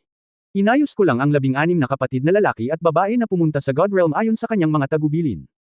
Sana ay may makuha sila sa mga taong ito. Sabi ni Lingyi. Bahagyang natarante si Yang Yian at nagtanong, sa madaling salita, ang ika-21 hanggang ika-366 na banal na espiritu ng demonyo ng Tiangang ay pumalit lahat sa mga katawan ng makapangyarihang mga Diyos na pumasok sa ika-8 antas ng Void Emperor World.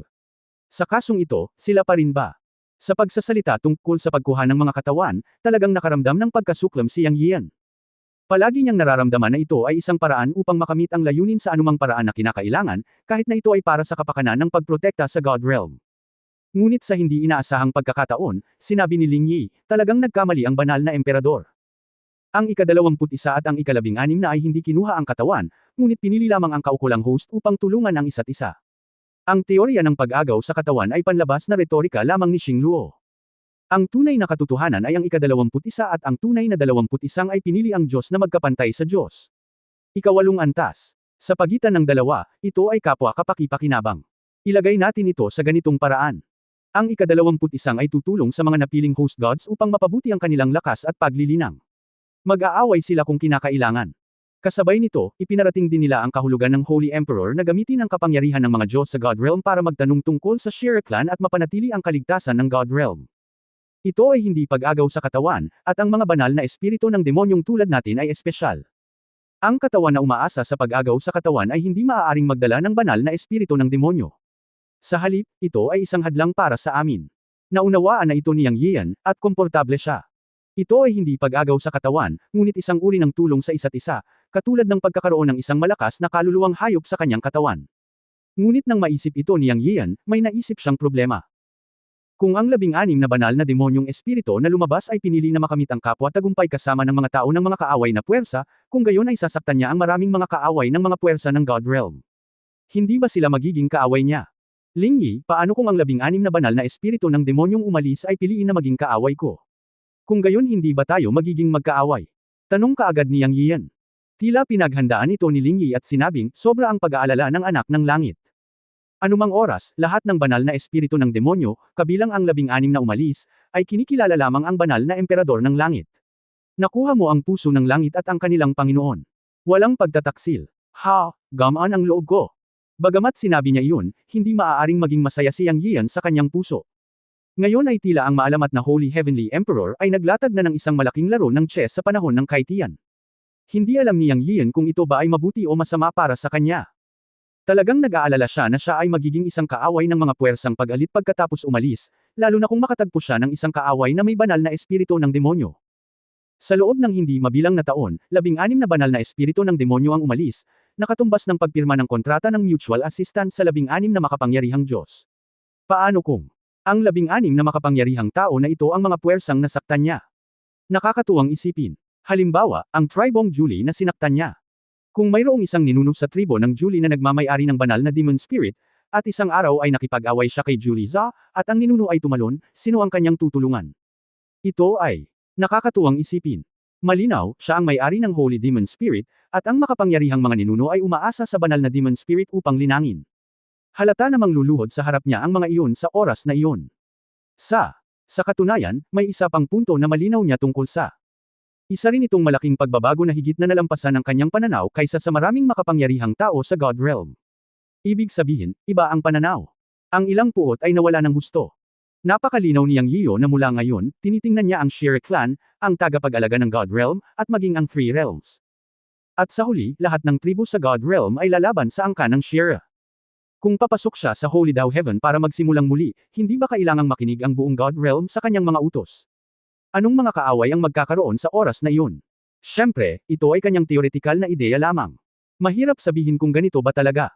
Anyway, gawin natin ito ng paisa-isa. Ang usapin ng Shire Clan at ng Shire King ay malayo pa sa ngayon. Pagkatapos niyang lumabas, kailangan muna niyang patayin ang emperador.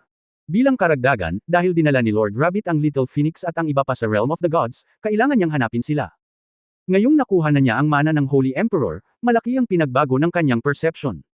Maghanda para makaalis dito. Matapos lumabas at hanapin si Lord Rabbit at ang iba pa, oras na para bumalik sa God Realm. Sa mga tuntunin ng paglilinang, sa wakas ay nakapasok na siya sa ikatlong antas ng banal na landas. Siya ay nilinang din ang Palm of Heavenly Punishment at may 20 banal na demon spirit sa ilalim ng kanyang utos. Paglabas upang makipag-usap sa emperador, naniniwala si Yang Yiyo na mayroon na siyang lakas. Ang kapangyarihan ng Changsan ay hindi lamang kung ano ang naramdaman niya. Ang tunay na kapangyarihan, alam ni Yang Yiyo, ay ang kapangyarihan sa Changsan na hindi niya pinanggahasang hawakan sa ngayon. Kung talagang makakatagpo siya ng malakas na kalaban at matalo siya, gagamitin niya ang kapangyarihan ng Changsan.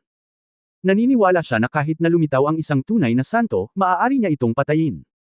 Pagkatapos makipag-usap kay Ling Yi, may plano si Yang Yian sa isip at handa nang umalis. Ngayon, alam ni Yang Yian na napakasimpleng umalis.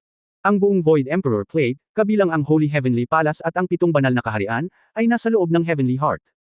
Hanggat may iniisip siya, makakalabas siya. Ngunit bago umalis, si Yang Yian ay may pagdududa pa rin sa kanyang puso na lutisin. Tumingin siya sa espiritu ng sandata na si Xing Luo at nagtanong, ano sa palagay mo ang dugong sanggol? Ang dahilan kung bakit niya tinanong ang espiritu ng armas na si Xing Luo ay dahil sa lahat ng panahon, ang espiritu ng armas na si Xing Luo ay nagbigay ng berdeng ilaw sa sanggol na may dugo. Bilang espiritu ng sandata na nilikha ng Holy Heavenly Emperor, naniniwala si Yang Yian na may alam siya. Pagkatapos magtanong, ang espiritong si Xing Luo ay nagmuni-muni sandali at nagsabi, Guro, ang dugong sanggol ay isinilang mula sa langit at lupa. Ito ay isang espesyal na espiritu na ipinanganak mula sa dugo ni Haring Shira at Saint Emperor Tiandi. Ito ay may parehong banal at malademonyo na kalikasan. Ito ay maaaring maging isang dakilang pantas sa hinaharap, o maaari itong maging isang dakilang dugong demonyo. Gayunpaman, hindi ko masasabi. Kung maaari, lahat ay nakasalalay sa Diyos. Ang sanggol sa dugo upang maiwasan ang anumang hindi kilalang mga bagay sa hinaharap. Hindi inaasahan ni Yang Yian na sasabihin iyon ng espiritong si Xing Luo. Tila natatakot siya sa paglaki ng sanggol na may dugo. Sinabi niya sa malalim na boses, ang ibig mo bang sabihin ay maaapektuhan siya ng dugong sanggol ni Haring Shira? Hindi ko masasabing sigurado, ngunit sa dugo ni Haring Shira, ito ay hindi maiiwasan. Sabi ng espiritong si Shira. Sa oras na ito, sinabi ni Ling Yi, maaaring hindi iyon ang kaso. Bagamat ang dugong sanggol ay pinalaki sa dugo ni Haring Shira, ito ay kalahati lamang. Ang kalahati ay dugo ni Saint Emperor Tian. Naniniwala ako na ang dugo ni Saint Emperor Tian ay sapat na malakas upang talunin si Haring Shira. Bukod dito, ang pagsilang ng dugong sanggol ay hindi sinasadya ni Saint Emperor Tian o King Shira. Ito ay isang ganap na aksidente. Ito ang kalooban ng Diyos. Siguro kung muling bubuhayin si King Shira sa hinaharap, ang Blood Infant ay magiging variable. Kung ito ay mabuti o masama ay nakasalalay sa kapalaran. Tumanggo si Yang Yian at sinabing, ang dugong sanggol ay tinanggap na bilang aking huling disipulo. Naniniwala akong makakalakad siya sa tamang landas. Iyon lang. Wala na akong pakialam kung ano ang gagawin ni Dowager sa hinaharap, ngunit tuturuan ko siyang mabuti. Ngayon dapat akong lumabas. Ito lang ang 7 banal na kaharian at itong palasyo ng Tiansheng. Ano sa tingin mo ang dapat gawin? End of this chapter. Pahingi naman ng like, share at subscribe mo na rin para updated ka sa susunod na kabanata. Salamat.